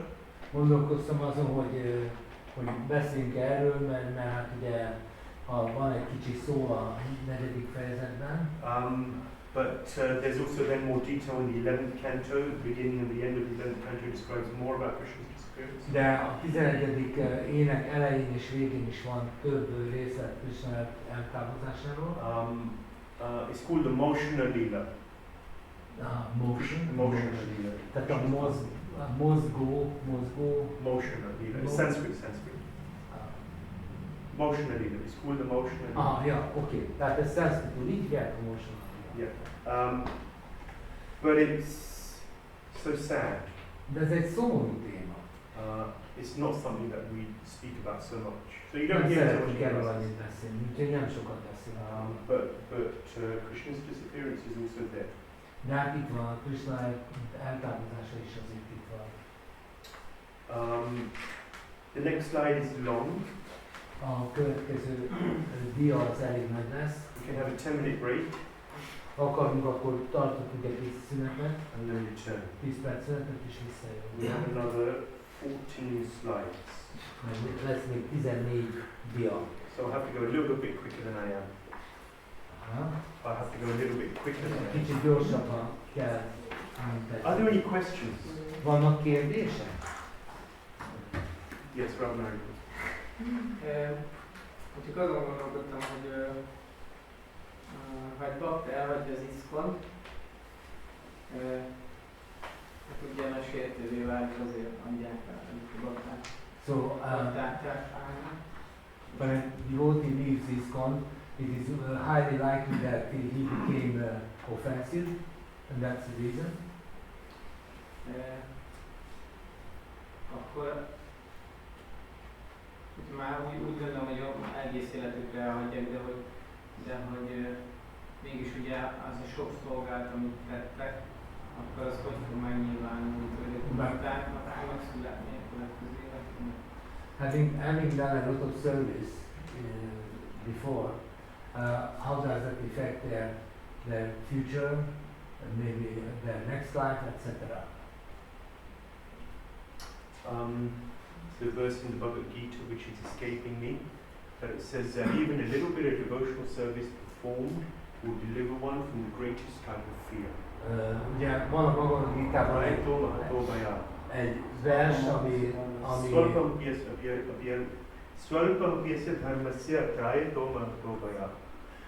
még egy kicsit odaadó szolgálat is megment valakit a legnagyobb félelemtől. You know, we're around devotees, we're chanting every day, we're reading and studying, we're doing so many different services. You almost begin to take it for granted and we don't realize how powerful these things really are. Tehát ugye itt vagyunk, bakták között vagyunk, olvasunk, hallunk, és úgy kezdjük ezt ugyan magától értetődőnek tartani, és nem vagyunk tudatában igazán annak, hogy ezek milyen erős dolgok, milyen hatalmas dolgok. So valuable. Nagyon-nagyon értékesek. Particularly also because Krishna is so grateful. De ez pont az egyik ok, hogy ez ilyen ennyire erősek, az azért van, mert Krishna nagyon hálás. We have to know that we don't ever lift even if lifting a finger. You know, if a devotee asks you which way is the temple, and then you say this way, this little lifting of the finger is so much appreciated by Krishna. Tehát még egy olyan pici szolgálatot is, mint hogy valakinek megkérdezik, merre van a templom, felemeljük az ujjunkat és mutatjuk arra van, hogy ezt is nagyon értékeli Krishna. Krishna is so grateful of anything we do in his service, and therefore he protects us from the greatest type of fear, whatever happens. Tehát Krsna annyira hálás nekünk ezekért a szolgálatokért, hogy még a legkisebbért is megvédelmez minket. And devotional service can never be lost. Az odaadó szolgálat soha nem vész el. So it can be covered. Offenses can cover. A sértések befedhetik, But it never goes anywhere. de soha nem tűnik el, nem vész el. So it will always remain. You look at the life of a Jami. Ha hallasz a Ajaminak az He életéről, was born in a wonderful Brahminical family. csodálatos brahminikus családba született, Chaturvedi, he knew the 4 Vedas. ismerte a 4 védát, But somehow he got distracted in life. de valahogyan így elterelődött az életben. And then he lived his adult life, most of it, in materialistic, in a very És materialistic ezért way. a felnőtt életének a nagy részét ilyen anyagias körülmények között élte. But somehow it was Loma Rishi who came and named his last son. He was 88 years old. 88 éves volt, amikor a legkisebb fia született, és Lomasa Rishi jött, és egy nevet adott a gyereknek. He called him Narayana. Why did the Lord send this Rishi at that time? Tehát az Úr küldte ezt a Rishit akkor. Because of his appreciation for his service. Mert értékelte az ő szolgálatait. Because any finger you lift in the service of the Lord is never unnoticed. Igen, mert csak az ujjadat mozdítod egy picit, azt sem hagyja a figyelmen kívül. And therefore his greatest attachment was his son. When he was dying, he called out Narayan. És ugye hát a fiához, a kisfiához nagyon ragaszkodott, és amikor haldoklott, akkor őt szólított, hogy Narayan. And that gave him a second chance. És akkor ezáltal kapott még egy dobást. So this is one example, so many examples, there's example of a mouse who comes along. Nectar devotion has many of these examples actually. A odaadás nektárjában nagyon sok ilyen példa van. Az egész példája. If you go to India, in many temples, there's many mice running around. Az indiai templomokban sajnos, szóval sokszor vannak egerek. Yeah. So once the mouse jumped onto the altar. Egyszer egy egér felugrott az oltárra. And there was ghee wicks, lit to be offered to the Lord. És akkor ott voltak ilyen ghee kanócok, amiket ugye ajánlottak az Úrnak. So the mouse doesn't know what it is, so just lifts the ghee wick. És az egér persze nem tudja ez micsoda, úgyhogy felemelt egy ilyen égő kanócot. But it's hot, it's fire. Tehát ez forró volt, hát ez tűz. So the mouse is going like this. És akkor megpróbált így forgatta a fejét. And somehow therefore he's doing arati of the Lord with the ghee wick. És akkor így ezzel a égő kanóccal egy áratit végzett az Úrnak. The Lord took that as a devotional service and the mouse was liberated. És az Úr ezt elfogadta, mint odaadó szolgálatot, és az egér felszabadult. So many examples like this. Prahlad Maharaj. Yeah. Prahlad Maharaj. In the previous life, előző életében he was with a prostitute. Egy prostituáltal élt. And he was arguing. És veszekedtek. But they were in the remains of a Nishinga temple. De egy Nisimha templomnak a romjai között. And it happened to be Nishinga Chaturdashi. És itt történetesen ez a Nisimha Csaturdasin történt. And they were so busy arguing all day. És egész nap csak veszekedtek. They didn't eat anything, so they were fasting. És nem ettek semmit, tehát bőjtöltek. On Nishinga Chaturdashi, in a old Nishinga temple, they fasted. Tehát Nisimha Csaturdasin egy régi Nisimha templomban bőjtöltek. And the Lord was so satisfied with his service. Ez annyira elégedett volt az Úr a szolgálatával. Because he's so kind. Mennyire kedves. Saragrahi, he takes the essence. He finds the tendency of the conditioned soul is to find a problem with someone. Ugye a feltételekhez kötött léleknek az a tulajdonsága, hogy a problémákat látja. The Lord is the opposite. He's looking for the good, no matter how difficult it may be to find. Az Úr az pontosan fordítva működik. Ő a jót találja meg akármilyen picike. So he allowed him to be in the body of Prahlad Maharaj. Úgyhogy elrendezte, hogy a Prahlad Maharaj testét kapta. So many wonderful stories which show annyi csodálatos történet van. Whatever happens externally, internally, 10% of Krishna consciousness is external, 90% is internal. The average person doesn't even know. You mean 90% external? 10% external, 90% internal. Okay. Tehát ugye az egész Krishna tudatból 10% a külsőség, 90% a mélyen fekvő dolog, de az átlag emberek ezt nem tudják. We have to have deep faith in the principles that are outlined in the scriptures. Mély hitünk kell legyen azokban az elvekben, amelyek a szentírásainkat átítatják. Oké? Okay? Így jó? Thank you very much. Köszönöm szépen. We'll take a break, 10 minutes from now. 10 perc szünet. And then we'll continue. És folytatjuk. Hare Krishna. Hare Krishna. Hare Krishna. Okay, so we continue with. Actually, we're beginning the third canto. The first session, or the first half, was just really an introduction. Igazából most kezdjük a harmadik éneket, az előadásnak az első fel, az inkább csak egy bevezető volt. So as we mentioned before, the sages wanted to know a little more about Vidura. He was mentioned in the first canto. Please tell us a little more. Ahogy említettük, a bölcsök akkor akartak hallani Vidurától egy kicsit többet, ahogy volt az első énekben is, hogy mondták, hogy mondj egy kicsit többet. So the beginning of the third canto really gives a little more insight into the history of Vidura. A harmadik ének elején akkor Vidurának az életébe kapunk egy mélyebb betekintést. So this is going to be based on what we find here in the Bhagavatam, plus what we see in the Mahabharata. Amiről most beszélni fogunk, ezt részben a Bhagavatamban találjuk meg ezeket az információkat, részben a Mahabharatában. When we get into the Mahabharata, there's unlimited detail. I'm just giving a short overview. Amikor áttérünk a Mahabharatára, ott a részleteknek a végtelen tárháza megtalálható, most csak egy pici ízelítőt adunk. Most of you know the stories. So. Legtöbben ismeritek a történetet. So there's Ambika and Ambalika. Van Ambika és Ambálika. And they've been impregnated by Vyasadeva. És őket Vyasadeva ejtette teherbe. When Ambika went in front of Vyasadeva, who had come from the Himalayas, big beard, intense eyes, she became scared.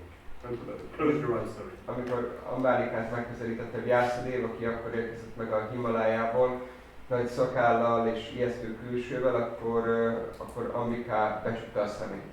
Ambalika became very pale, scared. Ambálika nagyon elsápadt, annyira megijedt. Ambika had Dhritarashtra, Ambalika had Pandu.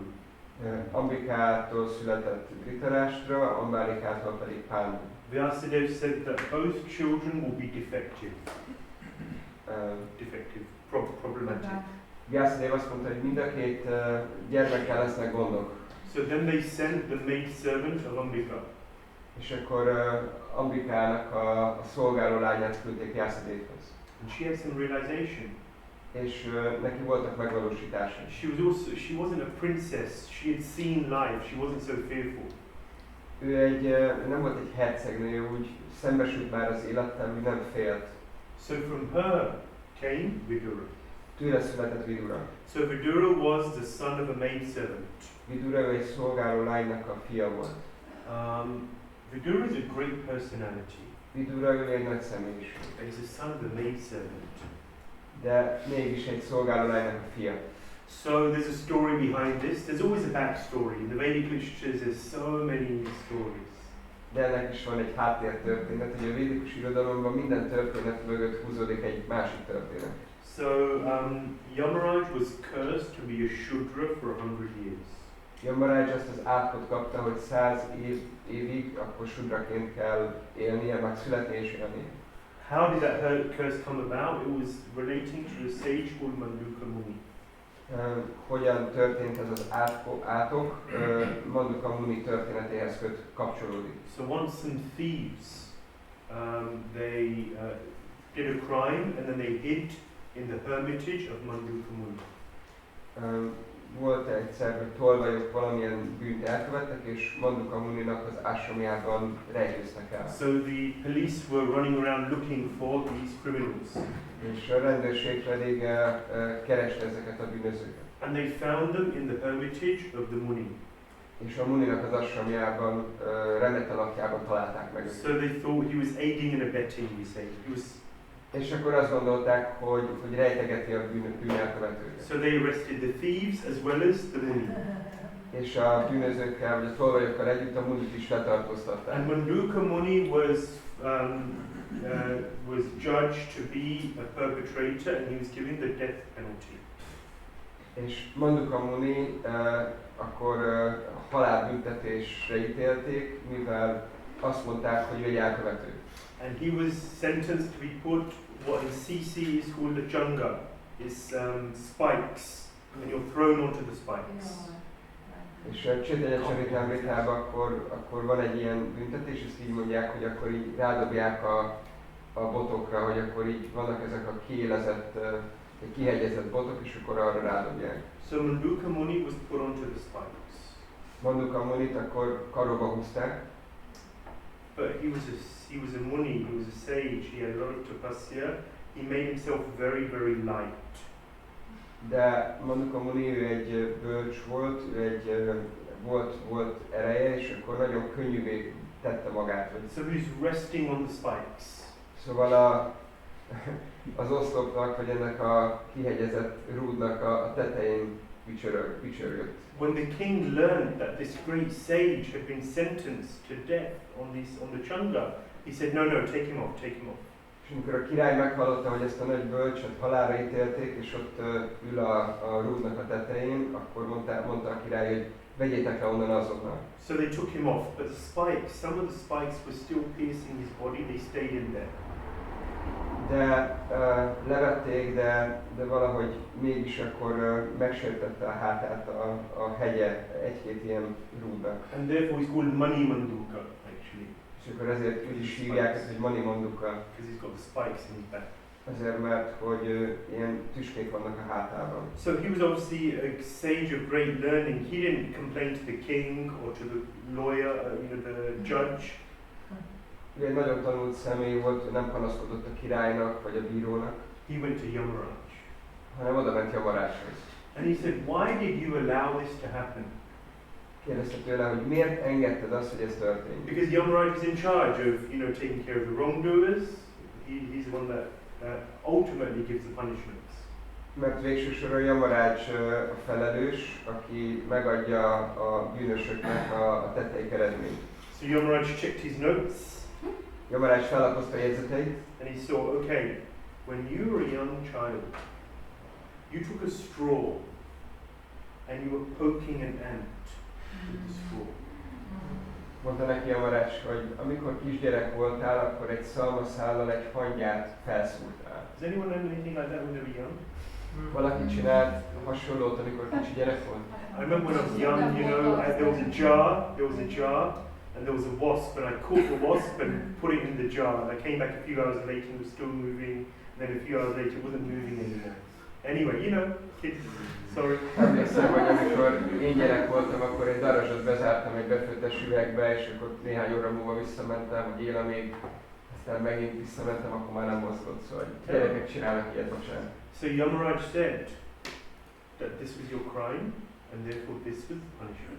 Yamaraj mondta, hogy ez volt a bűnöd, ezért ez a büntetés jár. But Manduka Muni said, no, this is incorrect. De Manduka Muni azt mondta, hogy nem, ez helytelen így. He said that Shastra explains that anyone under 12 is not fully responsible for their own actions. Mert mondta, hogy a sásztra kimondja, hogy 12 éves kor alatt az egyén nem teljes mértékben felelős. Therefore your punishment is unfair, it's incorrect. Ezért a te büntetésed ez nem jogos és helytelen. And therefore I curse you. Ezért megátkozlak. That Yamaraj, you have to be born as a Shudra in the earthly planet. Hogy neked Yamaraj, Sudraként kell megszületned a földbolygón.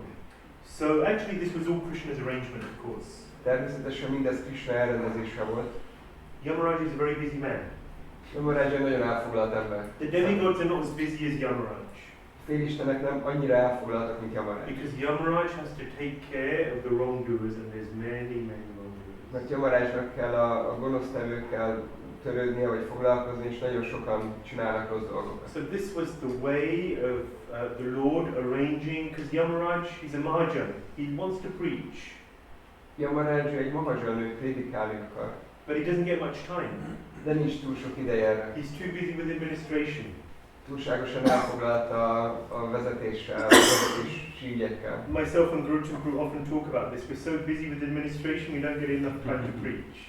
Erről sokszor szoktunk beszélni Guru Tantraról, hogy annyira leköt bennünket a vezetésnek a dolgai, hogy nincs elég idő prédikálni. So Yamaraj was the same, and therefore he was given this curse to arrange for him to come as Vidura, and therefore give him an opportunity to preach about the Lord. Szóval ezt Krsna rendezte el neki, ezt az átkot, hogy ilyen módon akkor Yamaraj el tudjon jönni a földre Viduraként, és tudjon prédikálni az Úrról. So of course the great Yamaraj, Mahajan, he comes as Vidura in the body of a Shudra. Szóval a nagy Mahajan, Yamaraj, ő eljön, akkor Vidura testében egy Shudra fiaként. And devotees beyond these considerations, so Brahmana, Shudra, man, woman, these are material considerations. Persze egy bakta felette áll ezeknek az anyagi megkülönböztetéseknek, hogy Brahmana, Shudra, férfi, nő felett áll. Just like we said, how the Lord comes as Varahadev, he's beyond material considerations, it's the body of a hog. This is a supreme Lord. Ahogy az Úr eljön Varahadev formájában, minden anyagi megjelölés fölött áll, ugye vadisznó testben érkezik. So Yamaraj leaves his post, he comes, and the son of a maidservant Vidura, who becomes a prime minister of the king, Dhritarashtra.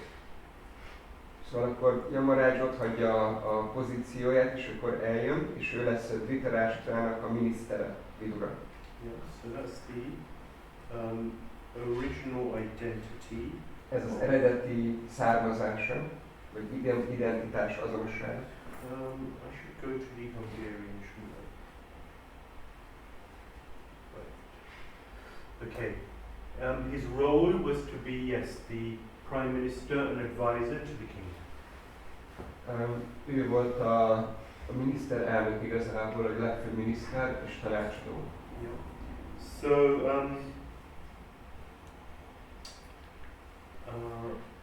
what happens now? He leaves the kingdom. How does he leave the kingdom? Szóval mi történik? Elhagyja a birodalmat, de miért hagyja el a birodalmat? So the Pandavas returned from their exile.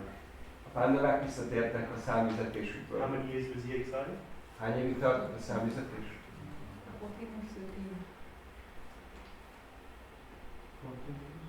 14 years? 13 years. So 14 years with Lord Ramachandra.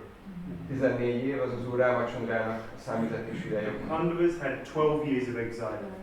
Pándaváknak 12 év számüzetés. Plus 1 year incognito. És plusz 1 év, amikor inkognitóban kellett So 13 years in total. When they returned, they said, please give us our rightful kingdom. 13 év volt összesen, és amikor visszatértek, akkor azt mondták, hogy adjátok vissza jogosan a miénk a birodalom. They sent Krsna as a peace messenger. Elküldték Krisnát békekövetként. Shanti Dut is described. He went there to try and create some sort of agreement. Azért ment oda, hogy próbálja valamilyen fajta egyességet kihozni. The Kauravas had tried to kill the Pandavas in so many ways. A Kauravák annyiféleképpen próbálták megölni, elpusztítani a Pándavákat. War was looming. A háború kilátásban volt. In that situation, Krsna went to try and create peace. És ebben a helyzetben Krsna elment, hogy próbáljon békét teremteni. So Krsna said to the Kauravas, meaning when we say the Kauravas, we mean basically Dhritarashtra and Duryodhana. Akkor mondta a Kauravák és amikor a Kauravákról beszélünk, akkor általában Dhritarashtrát és Duryodhant értjük alatt. Said, okay, if you won't give the kingdom, give 5 villages. Oké, ha nem adjátok vissza a királyságot, a birodalmat, akkor adjatok 5 falut. A Kshatriya needs to reign over something. egy ksatriának kell, hogy legyen egy terület, ami fölött uralkodik.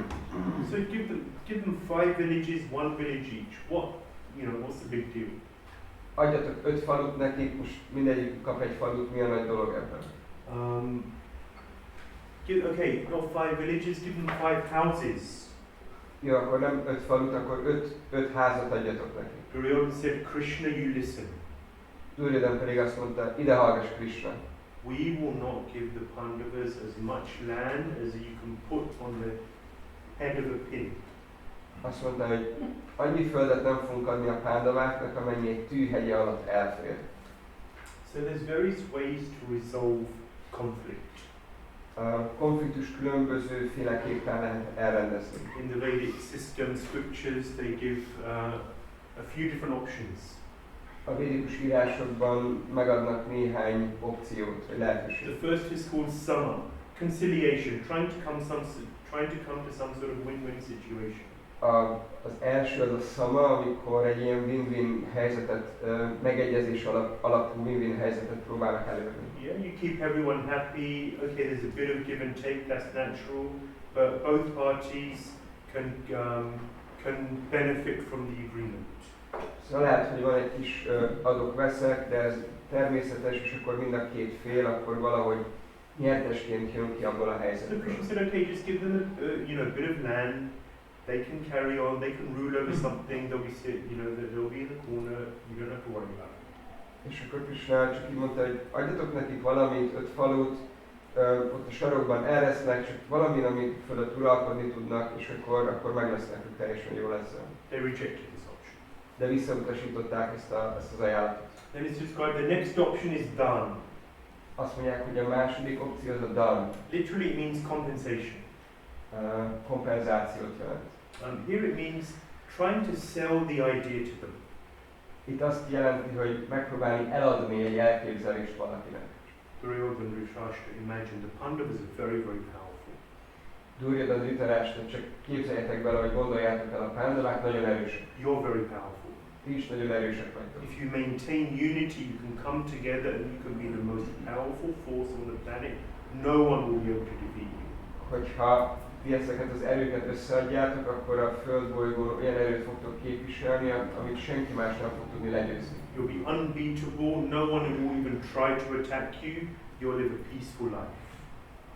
Legyőzhetetlenné váltok, senki más sem próbálja majd megkísérelni, hogy megtámadjon benneteket, nagyon békés életetek lesz. Yes, so this is dāna, rejected. És ez volt a dāna, ezt is elutasították. And the third option is bheda. Aztán a bheda az a harmadik opció. Bheda, like we say, chinte bheda, that's a difference. Ugye bheda, mint ebben a kifejezésben is, hogy acsintja bheda, azt jelenti, hogy különbözőség. So bheda means to try and create some sort of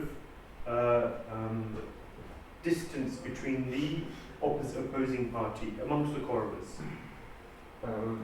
Ami pedig azt jelenti, hogy a szemben álló felek között valami távolságot megpróbálni teremteni. So they said Dhritarashtra, Duryodhana is one son. You have 100 sons. He's just one. Kill him. Get rid of him. Mondták, hogy Dhritarashtra, Duryodhana, egy fiad a 100 közül, maradna 99, ezt az egyet csak pusztítsd el. Actually, when Duryodhana was born, this was said, explained to Dhritarashtra, just get rid of this son. He's the worst of the bunch. Amikor Duryodhana megszületett, akkor ezt tanácsolták Dhritarashtranak, hogy szabaduljon meg ettől az egy fiától, aki a legrosszabb az összes közül. So for the benefit of a family, you can sacrifice a son. Azt mondják, hogy a család érdekében fel lehet áldozni egy fiút. For the benefit of a village, you can sacrifice a family. A családot fel lehet áldozni egy falu érdekében. For the benefit of a country, you can sacrifice a village. Az ország érdekében fel lehet áldozni egy falut. So just get rid of Duryodhana. This guy is going to cause nothing but problems. Csak szabadulj meg ettől a fickótól, Duryodhantól, és semmi más nem fog okozni problémán kívül. So this is the theory of divide and conquer. Ez az oszd meg és uralkodj elvét követi, ez a harmadik opció. So many in invaders in history have used this idea of divide and conquer, creating conflict between the opposing elements. Ezt az oszd meg és uralkodj elvet lehet látni, hogy a védákban vagy védák történelmében sokszor alkalmazták, hogy ellenségeskedés szítani a táborban. But Dhritarashtra was doubly blind. He was physically blind, and his attachment to his son made him doubly blind. De Dhritarashtra duplán vak volt, nem csak fizikai értelemben, hanem a fiai iránti ragaszkodása teljesen vakká tette. So there's sama, dana, bheda, and then the fourth is danda, fight. A negyedik opció az a danda, vagy a harc. So that was the ultimate conclusion, there had to be a fight. Ez volt a végső következtetés, hogy nem tudják elkerülni a harcot. So many people think that Krishna was a warmonger, he just wanted to fight. Sokan azt gondolják Kṛṣṇáról, hogy háborúpárti volt, mert csak harcolni akart. They read the Bhagavad Gita and they say, look, Krishna is telling Arjuna to fight. He's meant to be God, peace and harmony. És sokan mondják, hogy nézzétek meg a Bhagavad Gitában, Kṛṣna csak bátorítja Arjunát, hogy menj harcolj. Milyen Isten az ilyen, hogy akkor csak így buzdít a harcra? But actually Krishna himself tried to create peace and stop the war from happening. De igazából Kṛṣna saját maga próbált békét teremteni és próbálta megakadályozni a háborút. This was really the final option. Ez volt a legvégső dolog, ami történt. So then ultimately Vidura said, so Krishna came as a peace messenger, he didn't succeed, he left. Kṛṣna békekövetként érkezett Hasztinápurába, nem volt sikeres a küldetés, és akkor elment. And then Duryodhana called, Dhritarashtra, he called a meeting. És akkor Dhritarashtra összehívott egy gyűlést. Vidura was his advisor, of course, he was present. Vidura egy tanácsadója volt, aki természetesen jelen volt. And Vidura, the final time, he pleaded to Dhritarashtra, just cooperate with the Pandavas. Make sure this war doesn't happen. Don't listen to Duryodhana. És egy utolsó alkalommal Vidura megpróbált Dhritarashtranak a lelkére beszélni, hogy csak működj együtt a pándavákkal, ne hallgass Duryodanára és ne engedd ezt a háborút. I've told you your whole life, get rid of Duryodhana, accept the Pandavas as your sons and enthrone them. Egész életedben ezt magyaráztam neked, hogy utasítsd el Duryodhana, fogadd el fiaidként a pándavákat és emeld őket a trónra. When Duryodhana heard this, he said, enough is enough. Amikor Duryodhana ezt hallotta, akkor mondta, hogy ami sok az sok. Vidura, just get out of here. Vidura, csak tűnj el innen. You've always been partial. Mindig részrehajló voltál. You always had the Pandavas as your favorites. Mindig a pándavák voltak a kedvenceid. And now again you're telling my father to get rid of me. You're just a son of a Shudran. Get out of here. És akkor most az apámnak azt magyarázod, hogy hogy szabaduljon meg tőlem? Te vagy egy szolgálónak a fia, takarodj innen. Have you forgotten who maintains you? We maintain you. Elfelejtetted, hogy ki az, aki fenntart téged? If it wasn't for us, you wouldn't have anything. Hogyha mi nem lennénk, akkor neked semmit se lenne. And still you speak against us, get out. És még így is ellenem beszélsz, tűnj el innen. So for Vidura, this was the end. Vidura számára ez volt az utolsó csepp. He had tried and tried and tried and tried to create peace, to give good advice, to give God consciousness, but it wasn't working. Újra és újra és újra próbálta, hogy jó tanácsot adjon, hogy Kṛṣna tudatos dolgot mondjon, de nem volt sikeres ebben. So at this point Vidura left the palace. És az eseményeknek ezen a pontján Vidura elhagyta a palotát. Did Vidura walk away or did he run away? Elsétált, vagy elfutott? So running away from problems is not advised. Sometimes when they have the tendency just to run away when there's a problem. Elfutni problémák elől, ez nem tanácsos. Szóval amikor csak úgy szívesen elszaladnák egy probléma elől. But Vidura, he tried and tried over a long period of time. De Vidura hosszú és hosszú időn keresztül próbálkozott. And when he left, there was no grudge, there was no malice. És amikor Vidura elment, akkor nem volt rossz szándék, vagy neheztelés a szívében. He understood that Krishna here is telling me that I shouldn't stay, better for me to go elsewhere now. Megértette, hogy itt Krsna nekem most azt üzeni, hogy ne maradjak itt, hanem menjek valahol máshova, hogy lesz nekem. This is a sign from the Lord. Ez egy jelzés az Úrtól. And he was looking positively forward towards his new adventure. És nagyon pozitívan tekintett a jövőjére, vagy a rá váró kalandokra. I've done what I can here. There's no real way for me to contribute. Let me move forward to the next phase of my life. Amit tudtam, azt most megtettem itt már nem tudok többet hozzájárulni a dolgokhoz. Tovább lépek az életem következő szakaszába. So at that point, Vidura left. Ezen a ponton Vidura elment. And as I mentioned, he went on a 38-year pilgrimage. És ahogy említettem, egy 38 évnyi zarándoklat. He went to India, is full of holy places. India tele van szent helyekkel. So he went to many holy places. Rengeteg szent hely van. And then he ended up in Prabhasa Kshetra. És Prabhasa Kshetrába jutott el. And that's where he met Uddhava. Ott találkozott Uddhavával. Prabhasa Kshetra is on the west coast of India. Indiának a nyugati partján található ez a hely. Dwarka was island, and on the land was Prabhasa Kshetra. Dwarka? Island. Hogy Dwarka az egy sziget volt, ez a Prabhasa Kshetra, ez pedig ott a part volt. And then later Uddhava sent Vidura to Maitreya in Haridwar, which is north, on the foothills of the Himalayas. És később Vidura elküldte Uddhavát Maitreyahoz, ami fönt van Haridvárnál. And then later, after this meeting, Vidura then returns to the palace. The whole war is over. In the 13th chapter of the first canto, we hear about Vidura's preaching to Dhritarashtra. So I might have translated from Uddhava sends Vidura to Maitreya. Correct. Igen, ezt rosszul mondtam. Szóval az a lényeg, hogy Uddhava küldi el Vidurát Maitreya munihoz beszélgetni, és akkor visszatér. And then he returns. Vidura returns to the palace in order to preach to Dhritarashtra. És akkor utána tér vissza Vidura a palotába, Hasztinápurába, hogy tudjon prédikálni Dhritarashtrán. That's in the 13th chapter of the first canto, we covered that. És az első éneknek a 13. fejezetében olvashatunk erről, amiről már volt szó korábban. So it's interesting, so we've just covered Vidura. Szóval most ez úgy érdekes, hogy beszéltünk Viduráról. And you see that in different places there are different details. És lehet látni, hogy különböző helyeken, különböző részletek tárulnak fel. And so you have to kind of study it all and bring it all together to get a picture of a particular story or a personality.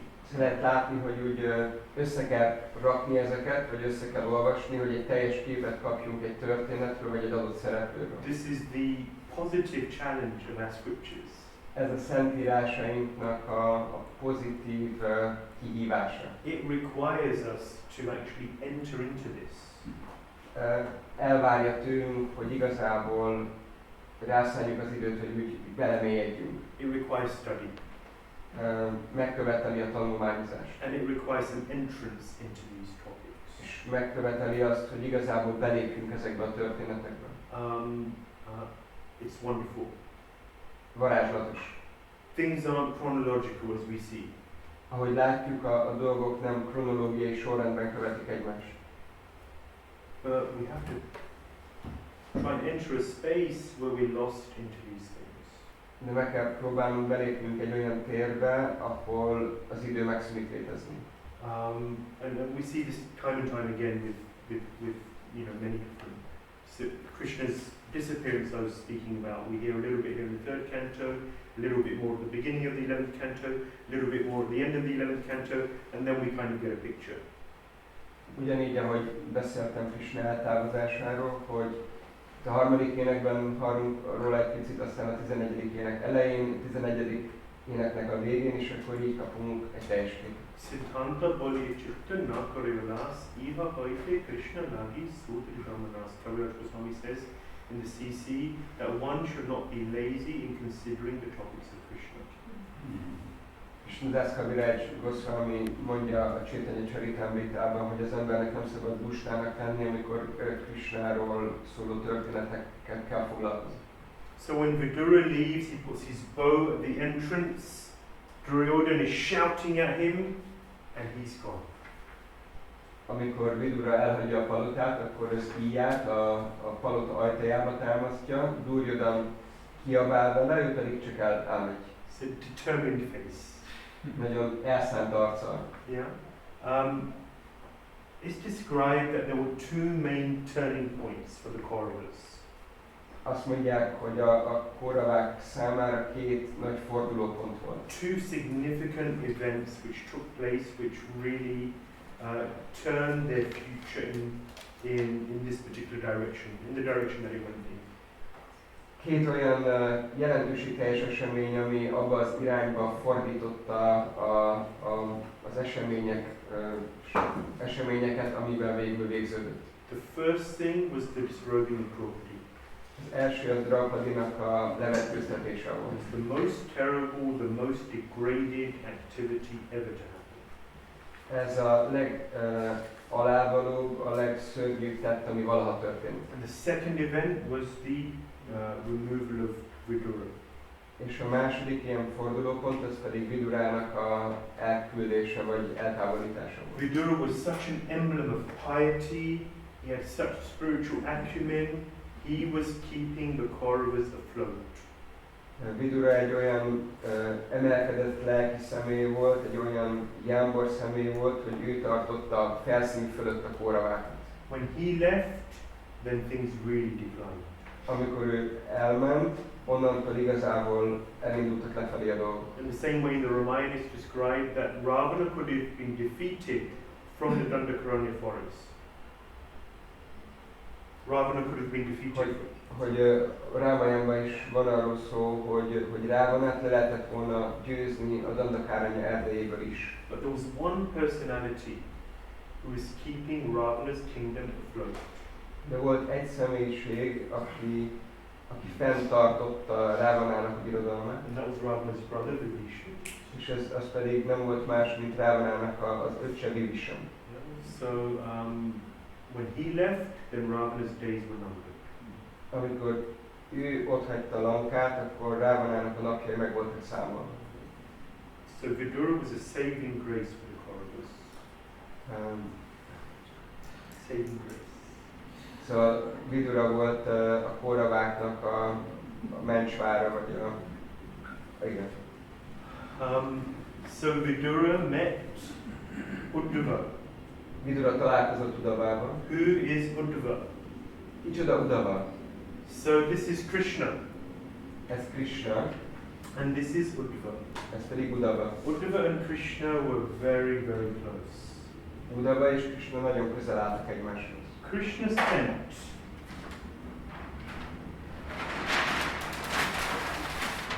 spent 16 years in Braj.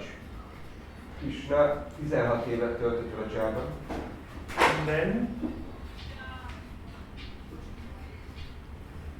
And then 25 years in Mathura. But he was traveling, killing demons, doing many different things. Mathurában 25 évet töltött. Persze sokat utazott, démonokat pusztítottál. And then he went to Dwarka. How many years left? Okay, how many years was Kṛṣna present on the planet? Hány évig volt Kṛṣna jelen a bolygón? 120? 125. Yeah. How many years left? 125 évig volt Kṛṣna végig itt a bolygón, teljesen. Yeah, so approximately 84 years Kṛṣna spent in Dwarka. Körülbelül 84 évet Kṛṣna Dvárakában töltött. He would always go somewhere, you know, he was a traveler, he likes adventure. Persze mindig ment valahova, ő szerette a kalandot. He's not the kind of person to stay in one place. Nem az a fajta személyiség, aki egy helyen sokáig megvan. Dwarka was his base for 84 years. De 84 éven keresztül Dváraká volt a bázisa. Approximately. Körülbelül.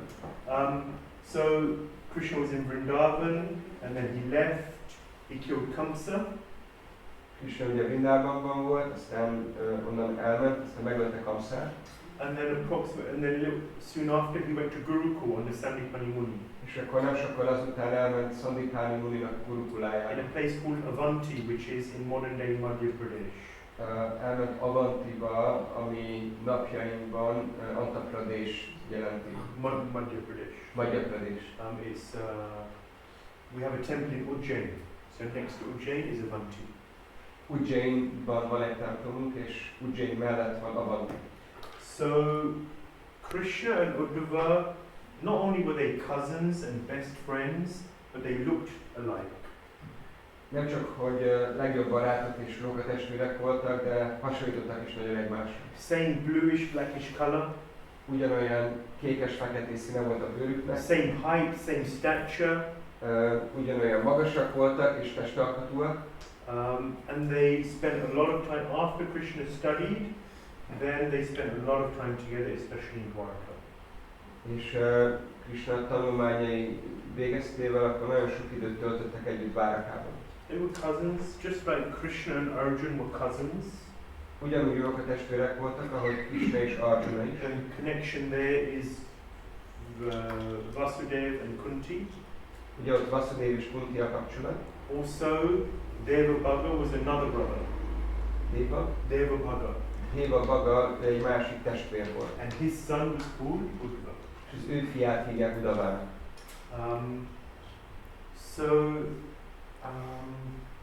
How much to say about Uddhava given the time that we have? Nézzük, mennyi időnk van, mennyit tudunk beszélni Uddhaváról. I'll say a little bit more. So there's a very nice verse which describes Uddhava and his greatness. Van egy nagyon szép vers, ami leírja Uddhavának a nagyságát. It's from the 11th canto. 11. énekben található. Someone read this nice and loud. Valaki elolvasná ezt szép hangosan? Mataji. Kedves Uddhavá, se az Úr Brahma, se az Úr Shiva, az Úr Sankarsana, se a szerencsé istenére, sőt még saját magam sem vagyok olyan kedves magamnak, mint te.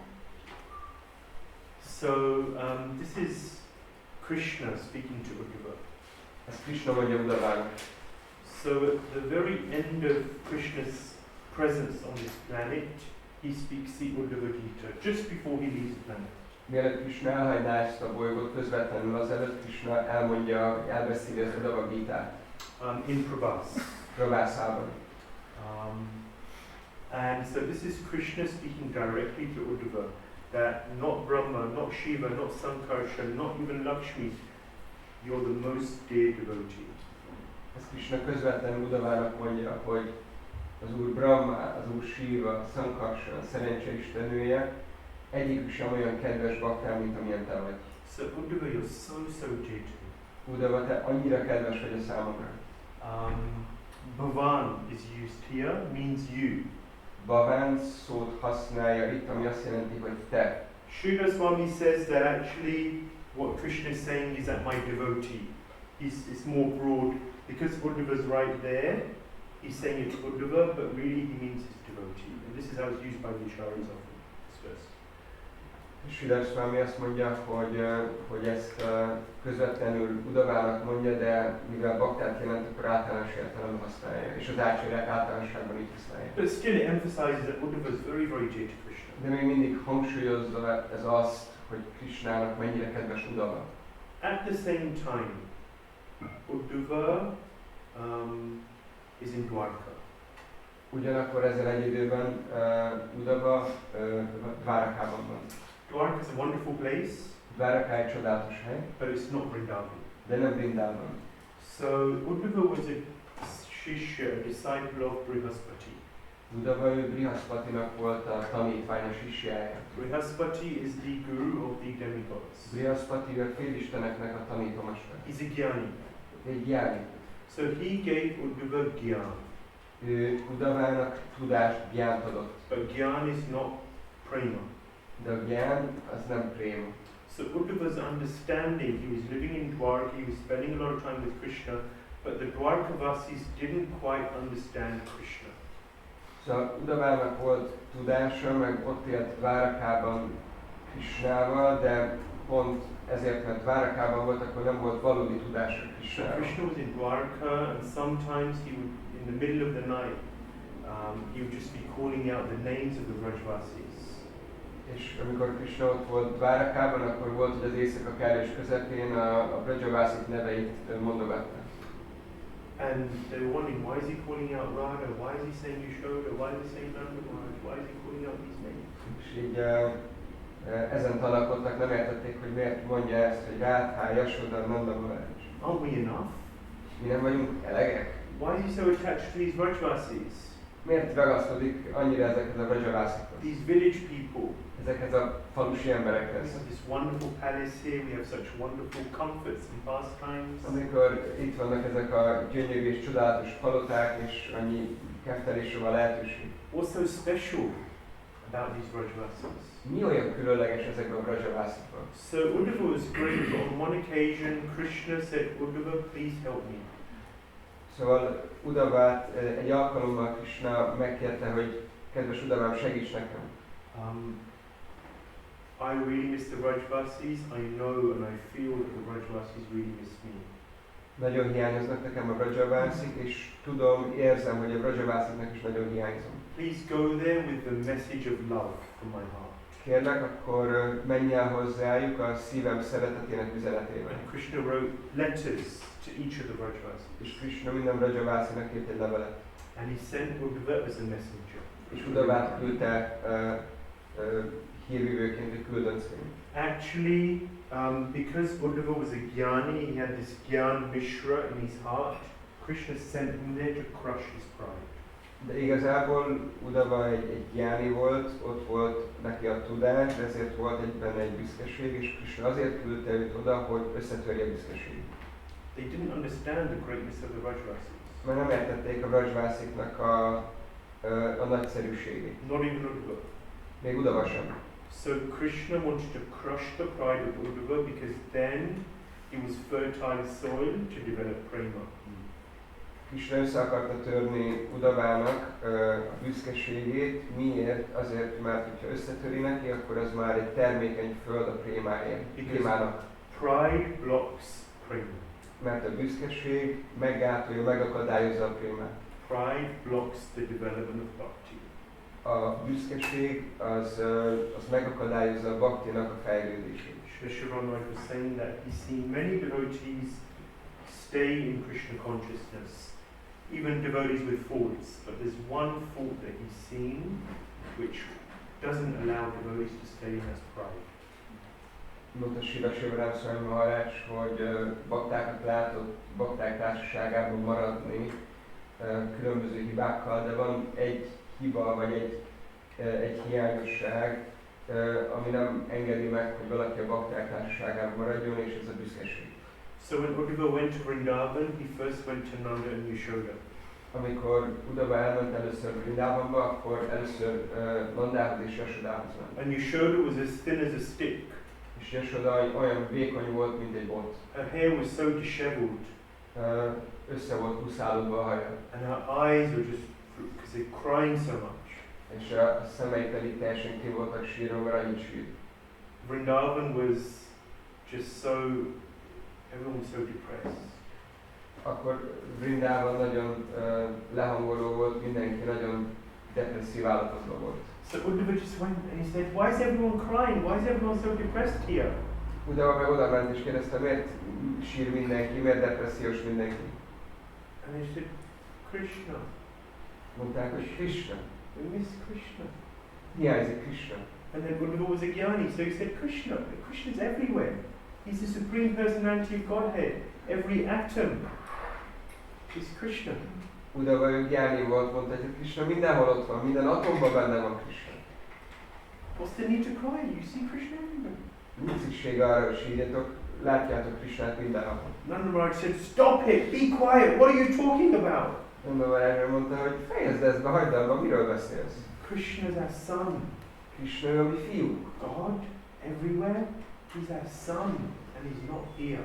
Isten, aki mindenhol ott van, nem. Ő a fiúnk, aki most nincs itt. So this is pure Vatsalya Bhava. Ez a tiszta Vatsalya Bhava. Yeah, Kṛṣna is a person, they're wonderful little boy. Kṛṣna egy személy, egy csodálatos kiskék fiú. Similarly, Uddhava then went to the gopis, he went to the gopis. És akkor hasonló módon Udava elment a gópákhoz és a gópikhoz. And he was just blown away by their love. És teljesen elvarázsolta az ő szeretetük. The gopis were just talking about Krishna, Davakatamritam Daktajivanam, just talking about Krishna. Szóval lenyűgözte Udavát az ő szeretetük, a gópik csak Krishnáról tudtak beszélni, Davakatamritam. And as Krishna was hearing their Harikatha, he was just feeling like, I just want to take dust from these gopis' lotus feet. És ahogy Krishna hallgatta a harikatát, akkor, ahogy Udava hallgatta a harikatát, akkor csak gondolta, hogy port akarok venni ezeknek a személyeknek a lótuszlábára. Unless I get the dust from their lotus feet, Udava felt my life is useless. Udava úgy érezte, hogy ha nem kapom meg a lótuszlábnak a porát, akkor haszontalan az életem. It can be difficult to get your head around these kind of statements. Oh, I just want the dust from their lotus feet. It sounds so emotional. Kicsit néha nehéz ezeket a kijelentéseket megérteni, hogy akkor ha nem kapom meg a lótuszlábadnak a porát, ez kicsit ilyen érzelmesnek tűnhet. But just maybe there you've had experiences where you felt the same way about a certain personality. De lehet, hogy történt már veletek, hogy hasonló módon éreztetek valaki felé, vagy valaki iránt. The love of the gopis humbled Uddhava so much. A gópiknek a szeretete nagyon humbled, alázatossá tette a gópikat. And just made him feel like, I just want to serve these great personalities. I didn't understand what love really is until I met these people.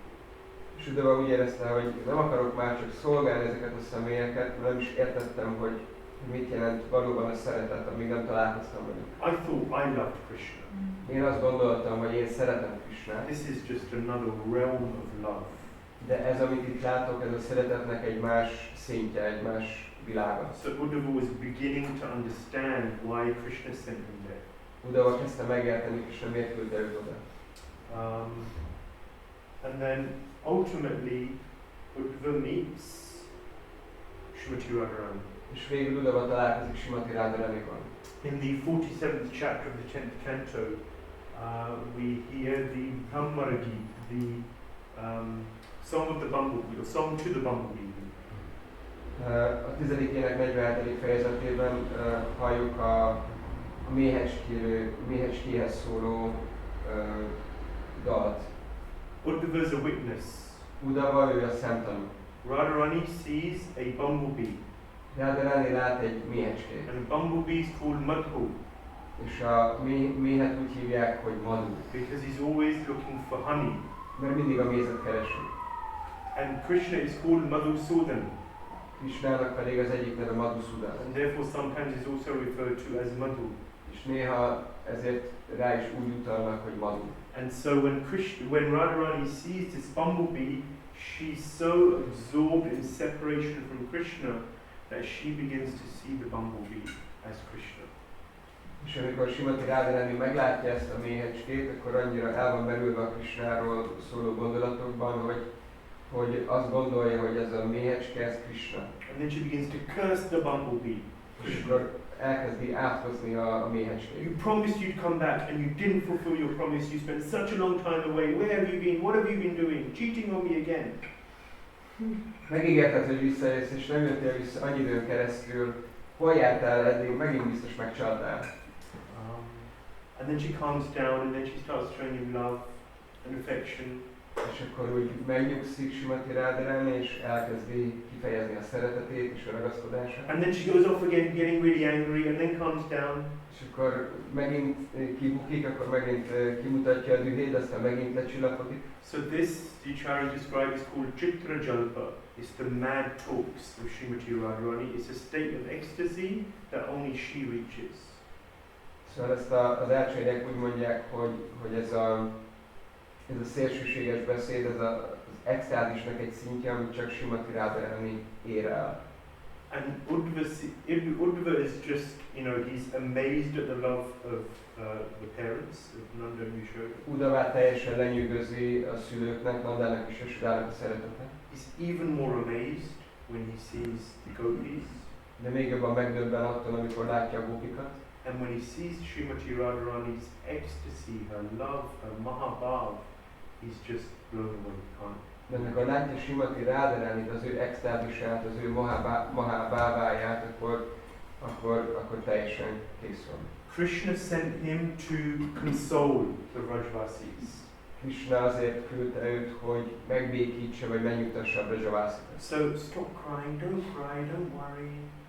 Ne sírjatok, ne aggódjatok, jó lesz minden. But Uddhava was thinking, I don't feel like telling them to stop crying. Somehow their crying is making me feel like I should tell them to cry more.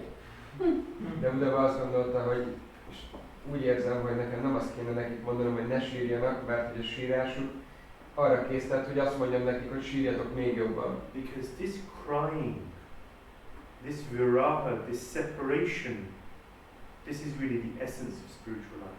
Mert ez a sírás, ez a viráha, ez az elkülönülés, ez a lelki életnek az eszenciája. To cry after Krishna. Sírni Krishna után. So Prabhupada said that he's opening a school. Is it Prabhupada? Govinda. He's opening a school for crying for Krishna. Srila Prabhupada, right? Or Prabhupada? Srila Prabhupada or Govinda. Vagy Srila Prabhupada vagy Govinda Maharaj mondta ezt a dolgot. That ISKCON actually is a school for crying for Krishna. Az ISKCON igazából nem más, mint egy olyan iskola, ami azt tanítja, hogy hogyan kell Krishna után, vagy Krishnáért sírni. Have we enrolled in that school? Beléptünk már ebbe az iskolába? Beiratkoztunk már ebbe az iskolába? It's a process, of course. Persze egy folyamatról beszélünk. But do we understand that that is actually the goal of Krishna consciousness? De értjük azt, hogy a Krishna tudatnak igazából ez a célja. To learn to be so attached to Krishna that I cry after him. Hogy ezt megtanulni, hogy annyira ragaszkodjak Krishnához, hogy sírjak miatta. And actually, so this is something which many find very difficult to really understand, that separation from Krishna is actually the deepest ecstasy. És ezt sokan nehezen értik, hogy a Krishnától való elkülönülés az igazából a legnagyobb extázis. So Uddhava is observing this ecstasy, and he's, you know, when you're next to someone who's experiencing ecstasy, there's shadow ecstasy. You experience some of that ecstasy. Szóval Uddhava szemtanúja ennek az extázisnak, és amikor valaki extázisban van melletted, akkor annak az extázisnak megkapod az árnyékát. Szóval Uddhava benne van az extázisnak az árnyékában. And he's thinking, don't stop crying, just keep crying, because this is ecstasy. És Uddhava meg akkor csak gondolja, hogy ne hagyjátok abba a sírást, folytassátok, mert ez extázis. So Uddhava is transformed by this experience, by this trip to Vrindavan. I think it was 2 months he spent in Vrindavan. Azt hiszem 2 hónapot töltött Uddhava Vrindavanban, de ez a kirándulás, ez teljesen áttransformálta őt. So he was a great saint, a great friend of Krishna, Krishnának egy nagy barátja volt, egy nagy szent volt. a disciple of Brihaspati, many accolades that he had. Brihaspatinak volt a tanítványa, és nagyon sok érdeme volt. Very qualified person. Egy nagyon képesített személy. But this trip to Vrindavan was life-changing. De ez a kirándulás Vrindavanba, ez megváltoztatta az életét. And this opened the doors to Uddhava receiving prema. És ez kinyitotta az ajtaját annak, hogy Uddhava megkaphassa a prémát. So the point of why am I talking about all of this, giving a bit of history to Uddhava? By the time Vidura reaches Uddhava, Uddhava is a very evolved, spiritually evolved personality. So miért mondom el ezt az egészet Uddhaváról? Amikor már Vidura találkozik Uddhavával, akkor Uddhava egy nagyon emelkedett, egy nagyon fejlett személy. Shall we go through this? Very quickly. So Dwarka versus Vrindavan. Dvárakának és Vrindavannak az összehasonlítása. This is Vraj. Ott van Vraja. This is Dwarka. Ott van Dváraka. The moment Krishna leaves the boundary of Vrindavan, he's not Krishna anymore. Abban a pillanatban, hogy Krishna elhagyja Vrindavannak a határát, onnantól ő már nem Krishna. Shama Krishna. This is the original. Shamsundar Krishna is the original Krishna. Shyāma-Sundar Kṛṣṇa az eredeti Kṛṣna. Some say Brajendra-Nandan Krishna, Shyam-Sundar Krishna. He's the Krishna of Vrindavan.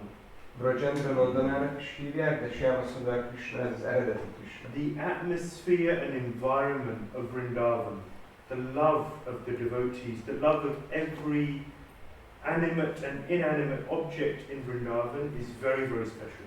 Ugye Vrindavanban minden élő és élettelen tárgynak a Kṛṣna iránti szeretet az nagyon különleges. And that creates a certain mood in Krishna which is very, very special. És ez létrehoz egy bizonyos hangulatot Kṛṣnában, ami nagyon különleges. That is Shyam-Sundar Krishna. Ez a Shyāma-Sundar Kṛṣna. Vrindavanam prityaja padambekam nagacchati. This Krishna never, ever, ever leaves Vrindavan. Ez a Kṛṣna soha nem hagyja el Vrindavant. When he leaves after 16 years in Vrindavan, Miután ugye 16 évet követően, akkor elmegy Vrindavanból. Shyam-Sundar Krishna stays. Shyāma-Sundar Kṛṣna ott marad. So he's still there. Then why the Brajavasi is missing him? De akkor a Brajavasiknak még hiányzik. Because he goes into an aprakat. Mert aprakat formát ölt, megnyilvánultatlan formát. Aprakat form means unmanifest form. Megnyilvánultatlan formát. So he's invisible to the average personality. A hétköznapi személyiségek számára láthatatlan. So who goes to Mathura and Dwarka? És akkor ki megy el Mathurába és Dvárakába? It is Vasudeva Krishna. Az Vasudeva Krishna. Yes, Vasudeva Krishna. Vasudeva Krishna. That is the Krishna who leaves. Ez a Krishna az, aki elmegy. Prakat, on the manifest platform. A megnyilvánult szinten. Very quickly, Aishwarya and Madhurya. Nagyon gyorsan, Aishwarya, Madhurya. The nature of Mathura, and even more so the nature of Dwarka, is that there is Aishwarya, opulence is the emphasis. Mathurának és Dvárakának inkább a hangulat, ez az Aishwarya, vagy ez a fényűzés, gazdagság a hangulata. Whereas Vrindavan, Madhurya is the emphasis, sweetness. Mindeközben Vrindavannak a hangulat, ez a Madhurya, ott az édesség. In Dwarka, Krishna has 16,108 wives. Krishnának Dvárakában 16.108 felesége van. Each wife, one palace. Minden feleségnek van egy külön palotája. Each wife, 10 children. Minden királynőnek 10 gyermeke. Krishna's family was into the millions. Krishnának a családja az több millió főt Because számol. they also had grandchildren. Mert ugye voltak unokák is. Yeah, a huge family. Nagy család. A lot of opulence and wealth and people. Sok gazdagság, fényűzés, sok ember. If there's, 5 of us in the room, it's kind of intimate. Hogyha mondjuk 5-en vagyunk a szobában, az olyan intim dolog. Now there's 25, it's still nice. Hogyha mondjuk 25-en vagyunk, ez még mindig jó. Not as intimate. De ez már nem annyira belsőséges. Of course, the more devotees the better, of course. But Persze minél több bakta, annál jobb. you get to 500. De hogyha mondjuk fölmegyünk 500-ra, I can hardly see who's, at the back, you akkor can't már nehezen látnám azt, hogy ki ülott hátul. 5,000, 50,000, 20,000, 20,000, 2 million. 2 millió. As the size increases, the sweetness, the personal nature of the interactions reduces. Ahogy nő a létszám, úgy ez a belsőségesség hangulat, ez csökken. Vrindavan is all about sweetness. A Vrindavan csak az édességről szól. Loving personal interactions. Szeretetteljes viszonzásokról. So the acharyas describe that in Vrindavan everything is medium sized. Az ácsáryák azt mondják, hogy Vrindavanban minden ilyen középméretű. Nothing too big. Nincs semmi, ami ilyen túl nagy lenne. Dwarka has these huge palaces, 16,108 palaces, gold, rubies, emeralds, diamonds, so much opulence. Dvárakában pedig 16.108 palota, gyémántok, rubinok, smaragdok, annyi gazdagság. it takes away from the sweetness, from the madhurya. De ez elvesz a madúriából, vagy az édességből. So the more things, like they say that in ISKCON at the beginning, Prabhupada was so accessible, they could just walk in and speak to him. Ugye mondják, a bakták mesélik, hogy az ISKCON korai időszakában Prabhupád nagyon elérhető volt, csak be lehetett hozzá sétálni, hogy beszéljen vele valaki. Very, very sweet. Nagyon édes volt a hangulat. But then as things expanded, and we want to expand of course, De hogy a dolgok elkezdtek növekedni, és persze, hogy akarunk növekedni. hundreds of disciples, then a few thousand disciples, how can Prabhupada have personal interactions with so many people? Amikor már több száz vagy több ezer tanítványa volt Prabhupádnak, akkor hogy tud ennyi emberrel személyes kapcsolatban lenni? Naturally, Aishwarya became more prominent. És ilyen módon akkor az Aishwarya hangulat az egyre uralkodóbbá vált. So in Dwarka, this Aishwarya is more prominent. In Vrindavan, Madhurya sweeps away any Aishwarya. Dvárakában az Aishwarya az, ami domináns, a Vrindában pedig a Madhurya pedig elsöpri ezt az Aishwarya hangulatot. Then there's Swakya and Parakya. Aztán ott van a Swakya és a Parakya. Swakya ras is Krishna in wedded love.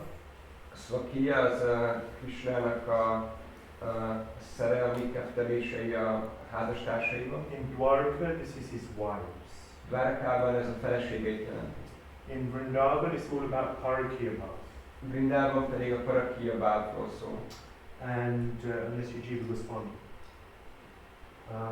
Jiva Goswami says a little bit different, but we won't get into that. Jiva Goswami egy picit máshogy magyarázza, de most nem fogunk belemenni. But Vrindavan is about Parakya bhav. Krishna is with the gopis, unwedded love.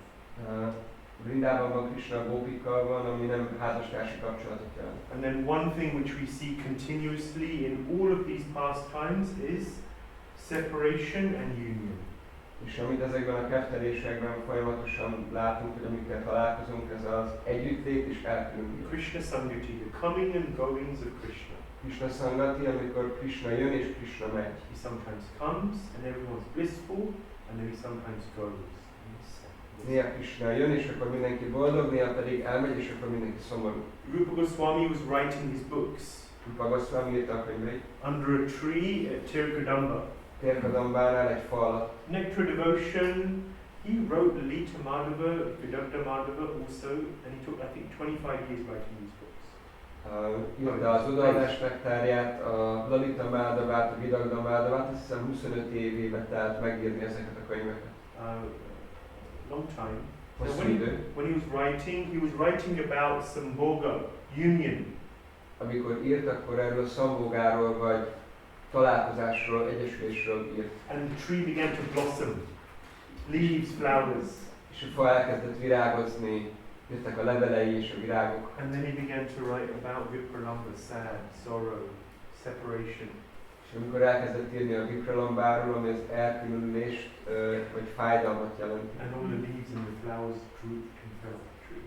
Akkor a fának a levelei és a világai lepotyogtak a fáról. So this Sambhoga Vipralamba is a continuous element in all of Krishna's pastimes. Sambhoga és a Vipralamba, ez egymás követő elemek vagy epizódok Krishna ketteléseiben. Okay, so Uddhava Gita. Uddhava Gita. As we mentioned, so here in this picture, this is at the end of Krishna's presence on the planet. Ez a kép, ez Krishna földi tartózkodásának a legvégét jeleníti meg. So this is Krishna, of course. Ez itt Krishna természetesen. This is Uddhava. Ez Uddhava. And Maitreya was actually also present. És igazából Maitreya is jelen volt. So this is the chunk of the 11th canto. Chunk? Most of the 11th canto. Ez a 11. ének lényege, vagy leginkább erről szól a 11. ének. This is like Bhagavad Gita Part 2. Ez olyan, mint a Bhagavad Gita második kötete lenne. So Uddhava has already been he spent a lot of time with Krishna. Uddhava addigra már nagyon sok időt töltött Krishnával. He went to Vrindavan, was educated there. Elment Vrindavanba, ott is megkapta a tanítást. And then here, Uddhava hears very powerful, deep instructions from Krishna. És itt pedig Uddhava nagyon komoly, nagyon mély tanításokat kap Krishnától. The 11th canto is quite long, it's much more detailed than the Bhagavad Gita. A 11. ének elég hosszú, sokkal részletesebb, mint a Bhagavad Gita. And it really goes deeper and deeper into these topics. És egyre mélyebben és mélyebben megy ezekben a témákban. So, Uddhava was hearing from Krishna, Maitreya Rishi was also present. Amikor Uddhava Krishnától hallott, akkor Maitreya Rishi is jelen volt. By this time, as we described, Uddhava has lost his Gyan Mishra, his mix of Gyan. Eddigre már, ahogy beszéltünk erről, Uddhava maga mögött hagyta a Gyána Mishráját, ezt a tudással kevert odaadását. And after this instruction from Krishna, és miután megkapta Krishnától ezeket az utasításokat, Krishna told Uddhava, don't stay here. Krishna mondta Uddhavának, hogy ne maradj itt. After I leave, there will be mayhem. Miután én elmegyek, akkor káosz lesz. Go to Badrikashram. Menj el Badrikashramra. There are great sages present there. Ott vannak nagy bölcsek. And whatever you've learned, whatever I've taught you directly and indirectly, you go there and preach to them. És bármi, amit mondtam neked, amit tanítottam neked, vagy közvetlenül, vagy közvetettem, menj el és tanítsd őket arra. And Krishna told Maitreya, you go to Haridwar. És Krishna mondta Maitreyának, hogy te pedig menj Haridvárba. Haridwar actually is interesting, it means the door to Hari. Nagyon érdekes ez a szó, hogy Haridvár, ez azt jelenti, hogy az ajtó, ami elvezet Harihoz. Dwar means door. Dvár, az azt jelenti, hogy ajtó. So the idea is that all things godly in the Himalayas. All things godly. Yeah, all things godly. Ez az elf, hogy ami a Himalájában van, az ilyen isteni minden. So Maitreya went to Haridwar. So Maitreya akkor elment Haridvárba. Uddhava was on the way to Badrikashram. Uddhava pedig Badrikashram felé tartott. And this is where he meets Vidura. És akkor találkozik Vidurával. Yeah, so they met at Prabhasa Kshetra. És akkor Prabhasa Kshetránál találkoznak. Okay. So now we start the first chapter. No, the second chapter. Most kezdjük el a harmadik ének második fejezetét. So what Uddhava basically does here, Vidura, what does he want to know? Just tell me about Krishna. Vidura igazából mit akar, mondta, hogy csak beszélj nekem Krishnáról. Remember there was one devotee he was visiting once when I was at Bhaktivedanta Manor. Emlékszem, volt egy bakta, aki látogatóba érkezett hozzám, amikor még ott voltam a Bhaktivedanta Manorban. And he just sat down and he wanted to just speak about Krishna. Leült és nem akart más, csak Krishnáról akar beszélni. And just speaking about Krishna. This pastime, that pastime. És ez a keftelés, az a keftelés, csak Krishnáról beszél. And then the devotee ran away. The devotee he was speaking to just went away. Az a bakta, akihez beszélt, akkor ő meg csak elszaladt. And then he sat down with another devotee who just started speaking about Krishna, and then that devotee was busy and ran away. És akkor leült egy másik baktával, és akkor csak Krishnáról beszélt, és akkor az a bakta is elfoglalt volt, és ő is csak elment. And then after a few days of being there, he just came to me and he said, what's wrong with the devotees here? Néhány nap múlva odajött hozzám, és kérdezte, hogy mi a baj ezekkel a baktákkal? He said, I just want to speak about Krishna, but everyone just seems too busy to speak about Krishna. Én nem akarok más, csak Krishnáról beszélni, de mindenki túl elfoglalt ehhez, hogy Krishnáról beszélni. Isn't that what we're here for, with the International Society for Krishna Consciousness? And no one wants to speak about Krishna. De ezért vagyunk itt, ez a Krishna tudat nemzetközi szervezete, és senki nem akar Krishnáról beszélni. And I think he's got a point. Azt hiszem, hogy volt ez egy jogos érv volt. I mean, this maybe happened like 15 years ago, maybe 12 years ago. It's a long time ago, but it stuck with me. Lehet, hogy 10-12-15 éve is volt már ez, hogy ez történt, de ugye ez nagyon velem ragadt ez a dolog. Of course, I think there needs to be a certain relationship. Persze azt hiszem, hogy kell, hogy legyen egyfajta kapcsolat. Maybe not needs, but generally it works better as a relationship deepens. Then maybe these topics come more naturally. Nem feltétlenül szükséges, de ahogy mélyül egy kapcsolat, akkor ezek a témák úgy természetesebben jönnek elő. I've also had amazing Krishna conscious conversations with relative strangers as well. It's possible. Az is lehetséges, ami nekem is volt már, hogy teljesen idegen emberekkel fantasztikus Krsna tudatos beszélgetésem volt. But we have to ask ourselves, how much do we talk about Krishna? De fel kell tenni magunknak ezt a kérdést, hogy mennyit beszélünk Krishnáról. How much do we feel comfortable in just speaking Krishna Katha? Mennyire természetes az a számunkra, vagy mennyire megnyugtató a számunkra az az érzés, hogy csak Krishnáról beszélünk. How much are we interested when there's Krishna Katha going on? Mennyire érdekel bennünket az, amikor Krishna Katháról. How much do we find our mind wandering away, or we get itchy feet and need to run, like... Vagy hányan érezzük magunkat úgy, hogy ilyen zavaró érzés támad bennünk, és akkor csak el kell onnan futnunk, amikor ilyen dolog van. We convince ourselves that I need to run. És valahogy meggyőzzük magunkat, hogy el kell hagynunk a helyet. Could it be that there's some aversion towards hearing about Krishna? Előfordulhat, hogy van valami averziónk, vagy viszolygásunk, hogy Krishnáról halljunk. So, it's something that we should practice at least with friends, close friends. Ez egy olyan dolog, amit legalább közeli barátainkkal gyakorolnunk kell. And if we don't have those kind of friendships, then we have to develop those kind of friendships. És ha nincsenek ilyen barátságaink, akkor ki kell fejleszteni ilyen barátságokat. When we come together, and if it's not talking about Krishna, then reading about Krishna. És akkor, hogyha összejövünk, akkor, hogyha nem beszélünk Krishnáról, akkor olvassunk Krishnáról együtt. Reading Prabhupāda's books. Olvassuk Prabhupāda könyvét.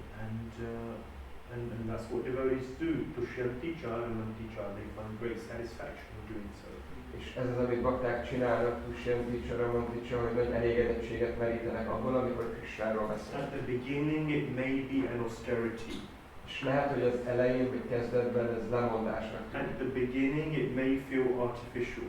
Lehet, hogy az elején ez ilyen mesterségesnek tűnik. But over time, actually, there is such a taste in this. De idővel igazából kijön ebből az íz, vagy az ember ráérez az ízére. And Vidura and Uddhava are showing this example. Vidura és Uddhava mutatják ezt a példát. Yes, so Vidura says, please tell me about Krishna. Vidura csak mondja, hogy kérlek, beszélj nekem Krishnáról. And so Uddhava in the second chapter speaks about Krishna in Vrindavan. A második fejezetben akkor Uddhava beszél Krishnáról Vrindavanban. I mean, you see Uddhava and you just think of Krishna. Amikor az ember csak meglátja Uddhavát, akkor egyből Krishnára gondol. That's a Vaishnava. Na ez egy Vaishnava. It's one definition of a Vaishnava. What is a Vaishnava? He who you see him or her and you think of Krishna. Ki egy Vaishnava, ez egy definíció egy Vaishnavára, hogyha meglátod, akkor Krishna jut az eszedbe róla. So I like to go out in Dhoti Kurta. Szeretek Dhotiba és Kurtába kimenni az utcára. Because then, yesterday I was going on Sankirtan and I walked past the pub. És akkor tegnap mentem Sankirtanozni, és akkor elmentem ott a kocsma mellett. And from inside the pub, I didn't even see who was saying it. Said, Hare Krishna, Hare Rama. Nem is néztem be, hogy ki volt az, de valaki kikiabált, hogy Hare Krishna, Hare Rama. So it's wonderful because we inspire people to think of Krishna, to say Krishna's Ez name. csodálatos, mert csak pusztán ezzel akkor arra inspirálunk embereket, hogy mondják Krishna nevét. But Uddhava, you just look at him and you think of Krishna also. De Uddhava csak rá kell nézni, és Krishna jut az eszembe róla. So when Vidura asked about Krishna and his questions, Uddhava was ecstatic. Amikor Vidura feltette ezeket a kérdéseit Krishnáról, akkor Uddhava extázisban volt. And it's described that for one muhurta, how long is one muhurta? 48 minutes. He just went into ecstasy. Azt mondják, hogy egy muhurta idejére 48 percre extázisba esett. Just absorbed. Csak így el volt verülve. And then when he came back to consciousness, then he just started speaking about Krishna in Vrindavan. És amikor visszanyerte a tudatát, akkor csak elkezdett Krishnáról beszélni, Krishnáról Vrindavanban. He spoke about Krishna subduing Kaliya. Beszélt arról, hogy Krishna hogyan győzte le Kaliyát. Spoke about his various childhood antics. Beszélt néhány gyerekkori csintevéséről, ketteléséről. About Putana. Beszélt Putanáról. About Krishna's wonderful mercy on Putana. Beszél arról, hogy Krishna milyen csodálatos kegyben részesítette Putanet. Lifting Govardhan Hill. Beszélt a Govardhani felemeléséről. How, Krishna, he appeared in Gokul. Krishna hogyan jelent meg Gokulában. Govinda Maharaj speaking about Churasi-Khamba, this place, 84 pillars, the palace of Nanda Maharaj, that's where Krishna appeared. Churasi-Khamba. Ez az a palota, ahol Krishna megjelent. Yeah. And then they spent around 5 years there, and then they moved to Vrindavan, Chatikara. És akkor kb. 5 évig voltak itt, aztán elmentek Vrindavanba, Chatikarára. And then they moved to Nandagram. És utána pedig elmentek Nandagramba. So like that, Uddhava describes many wonderful things about Krishna's pastime in Vrindavan. Szóval ilyen módon akkor Uddhava nagyon sok csodálatos kettelését meséli el Krishnának, amit Vrindavanban mit végez. One detail about Krishna's pastimes is that he ages 1.5 times faster than earthly time. Egy részlet Krishna kettelését illetően, hogy másfélszer gyorsabban idősödik, vagy öregszik, mint normálisan az emberek. So Krishna is 10 years and 8 months according to earthly time. A földi időszámítás szerint Krishna 10 éves és 8 hónapos. So if he's aging 1.5 times faster, hogyha 1,5-tel gyorsabban, tehát másfélszeres sebességgel öregszik, how old is he? Akkor 16. Akkor hány éves? 16. You're an accountant, right? He's 16 years. So he ages 1.5 times faster. Másfélszer gyorsabban öregszik Krishna. Then in the 3rd chapter we hear about Krishna's pastimes outside of Vrindavan. Aztán a 3. fejezetben hallunk Krishnának a Vrindavanon kívüli ketteléseiről. Krishna here is killing Kamsa. Krishna itt éppen Kamsát tisztítja el. He then goes on to study under Sandipani Muni, as we mentioned. Aztán elmegy Sandipani Munihoz tanulni, ahogy említettük. He learns 64 arts. Megtanulja a 64 művészetet. In super fast time. Hihetetlenül gyors időn belül. Both Krishna and Balaram actually. Igazából mind a ketten Krishna és Balaram is. Krishna saved Sandipani Muni's son. Aztán Krishna megmenti Sandipani Muninak a fiát. As Guru Dakshin. Ez volt a Guru Dakshinja. Krishna kidnaps Rukmini. Krishna elrabolja Rukminit. Or has Rukmini kidnapped him? It's another story. Vagy Rukmini rabolják Krishna, de ez már egy másik történet. Then they visit the heavenly planets with Satyabhama. Satyabhama likes the parijata tree, so Krishna takes it for her. Aztán Satyabhámával meglátogatják a megyei bolygókat, mert Satyabháma nagyon szereti a parijata virágot, és akkor Krishna áldozza neki. And then Indra and Krishna have a bit of an altercation, argument. Aztán úgy ezen valamennyire Indra és Krishna összevesznek. Krishna kills Narakasura, and in that way he takes the 16,000 queens. Krishna elpusztítja Narakászurát, és akkor a 60,000 királynőt megmenti, vagy elfogadja. The Battle of Kurukshetra takes place. Megtörténik a Kuruksétrai háború. And then residing in Dwarka. És akkor Dvárakát nevezik ki székhelyén. And then finally in chapters 3 and 4, so basically Uddhava here is just touching on these topics. He doesn't go into details. Igazából Uddhava csak belekóstol, vagy érinti ezeket a témákat, nem megy bele a részletekbe. It's very probable that in the actual discussion he goes into more detail with these pastimes. Nagyon valószínű, hogy az aktuális beszélgetésnél akkor jobban belemegy a részletekbe ezeknek a ketteléseknek. But here we read a summary given by Sutta Goswami. De itt Sutta Goswamitől egy összefoglalót hallhatunk. And then finally this is the disappearance of Krishna. És végül ez pedig Krishnának az eltávozása. Starts in the 3rd chapter, goes into the 4th. Ami a 3. fejezetben kezdődik, és átfolyik, vagy átnyúl a 4. fejezetben. So Krishna's first program is to, he has a huge family as we mentioned. So the first thing is, allow his family members to all leave. Krishna először ugye úgy rendezi el, hiszen hatalmas családja van, hogy megengedi a családtagjainak, hogy ők távozzanak el először. So the Yadus engage in a huge fratricidal war, a family war. Szóval Yaduk egy nagy testvérháborúba keverednek. They will fight each other and they kill each other. Harcolnak egymással és megölik egymást. Just Krishna and Balaram remain. Csak Krishna és Balaram marad életben. Balaram then sits on the banks of the river and he merges into the river, Anantashesh. Akkor Balaram csak ül a folyónak a partján, és akkor beleolvad a folyóba Anantaseshbe. And Krishna is shot in the foot by a hunter called Jara. Krishnát pedig a lábán meglövi egy Jara nevű vadász. Hearing about Krishna is the life and soul of a devotee. Hallani Krishnáról, ez egy bakta élete és lelke.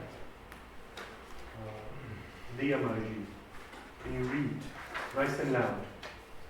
Amikor a tiszta bakták egymás között az Istenesség legfelsőbb személyiséggel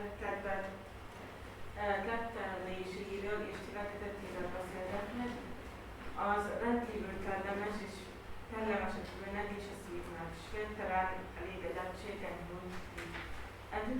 Tudás művelésével az ember fokozatosan előrelép a felszabadulás útján, mely szabaddá válik vonzódása már szilárdu, és elkezdődhet a valódi odaadás és a valódi odaadó szolgálata.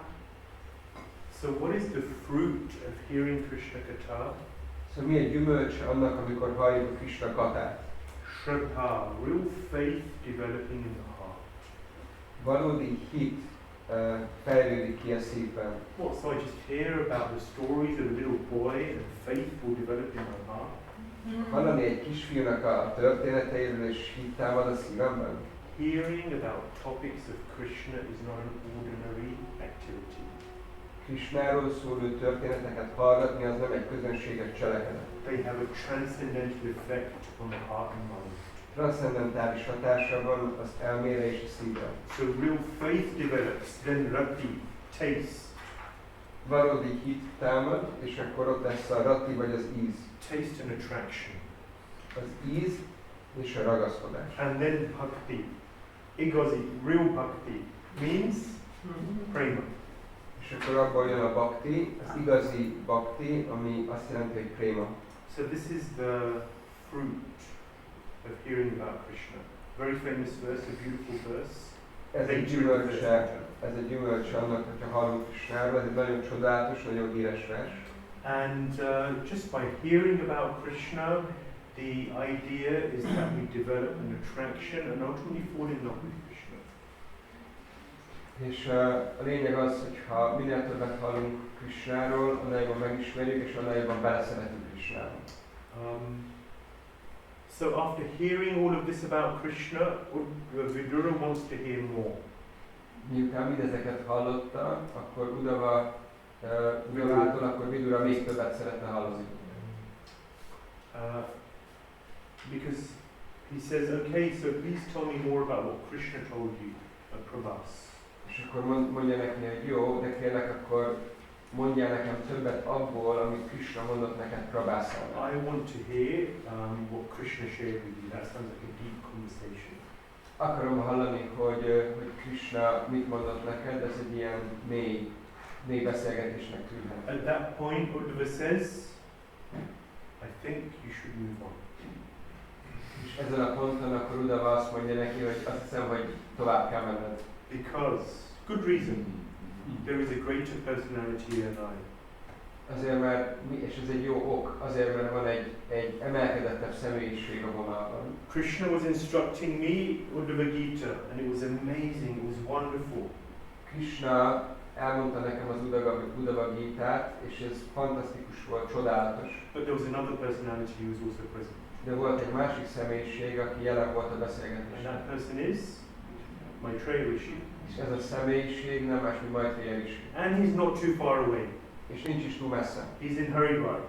Haridwárban van. So if you're in Prabhasa Kshetra, say Dwarka, and you have to go to Haridwar, I don't know how many hundreds of kilometers it is, but you know, especially in those days, there's no planes, trains or cars. Ugye, hogyha valaki Prabhāsa Kshétránál van, kvázi ott Dváraka közelébe, és fel kell menni a Himalájába, akkor Haridvárba, ami több száz mérföld lehet, és ugye abban az időben nem volt repülő, vonat vagy autó. But he says you should go there and hear from Maitreya.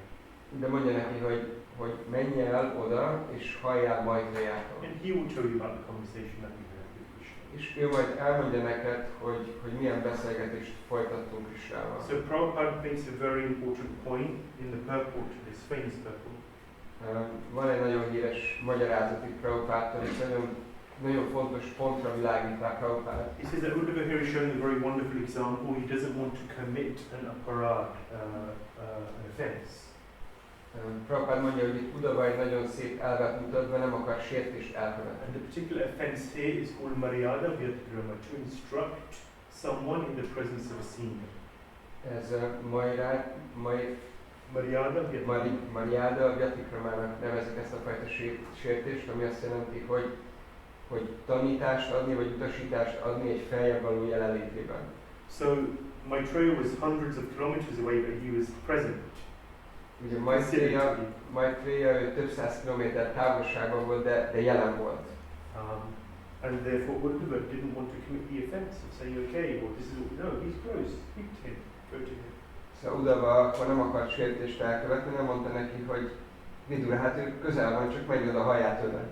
So does this mean that no one, because hey, there's someone more senior than me, why am I sitting here giving the class? So many more senior people. És akkor ez most mit jelent a mi életünkben, hogy oké, hát most én itt tartom ezt az előadást, de hát annyi fejlettebb személyiség van nálam, akkor most nekem kéne egy távol. It's a certain consciousness that we should have. Ez egyfajta tudatállapot, amivel rendelkezünk kell. Understand the importance of Vaishnava etiquette. Megértve a Vaishnava etikettnek a fontosságát. And understand how to act and interact with devotees, both junior and senior to ourselves. És meg kell értenünk, hogy hogyan kell megfelelően viszonyulnunk baktákhoz, nálunk fiatalabbakhoz és idősebbekhez egyaránt.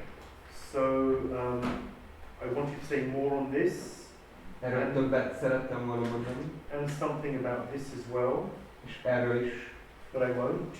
De most nem lesz rá idő. Because it's 1 o'clock. Mert 1 óra van. There's always more we can speak about. Mindig lehetne többet beszélni. This first session, we've summarized the first 4 chapters. Ugye ebben az első találkozásnál most az első 4 fejezetet foglaltuk össze. Next week we will be continuing with chapters 5 to 12. Következő héten folytatjuk az 5-től a 12. fejezetig. Some very interesting points come out of these chapters. Ezekben a fejezetekben van néhány nagyon izgalmas dolog. This is the beginning of the conversation between Vidura and Maitreya Rishi. Itt kezdődik a párbeszéd Vidura és Maitreya Rishi között. It begins with Gyan because Maitreya is very Gyan heavy. He's a Gyani man.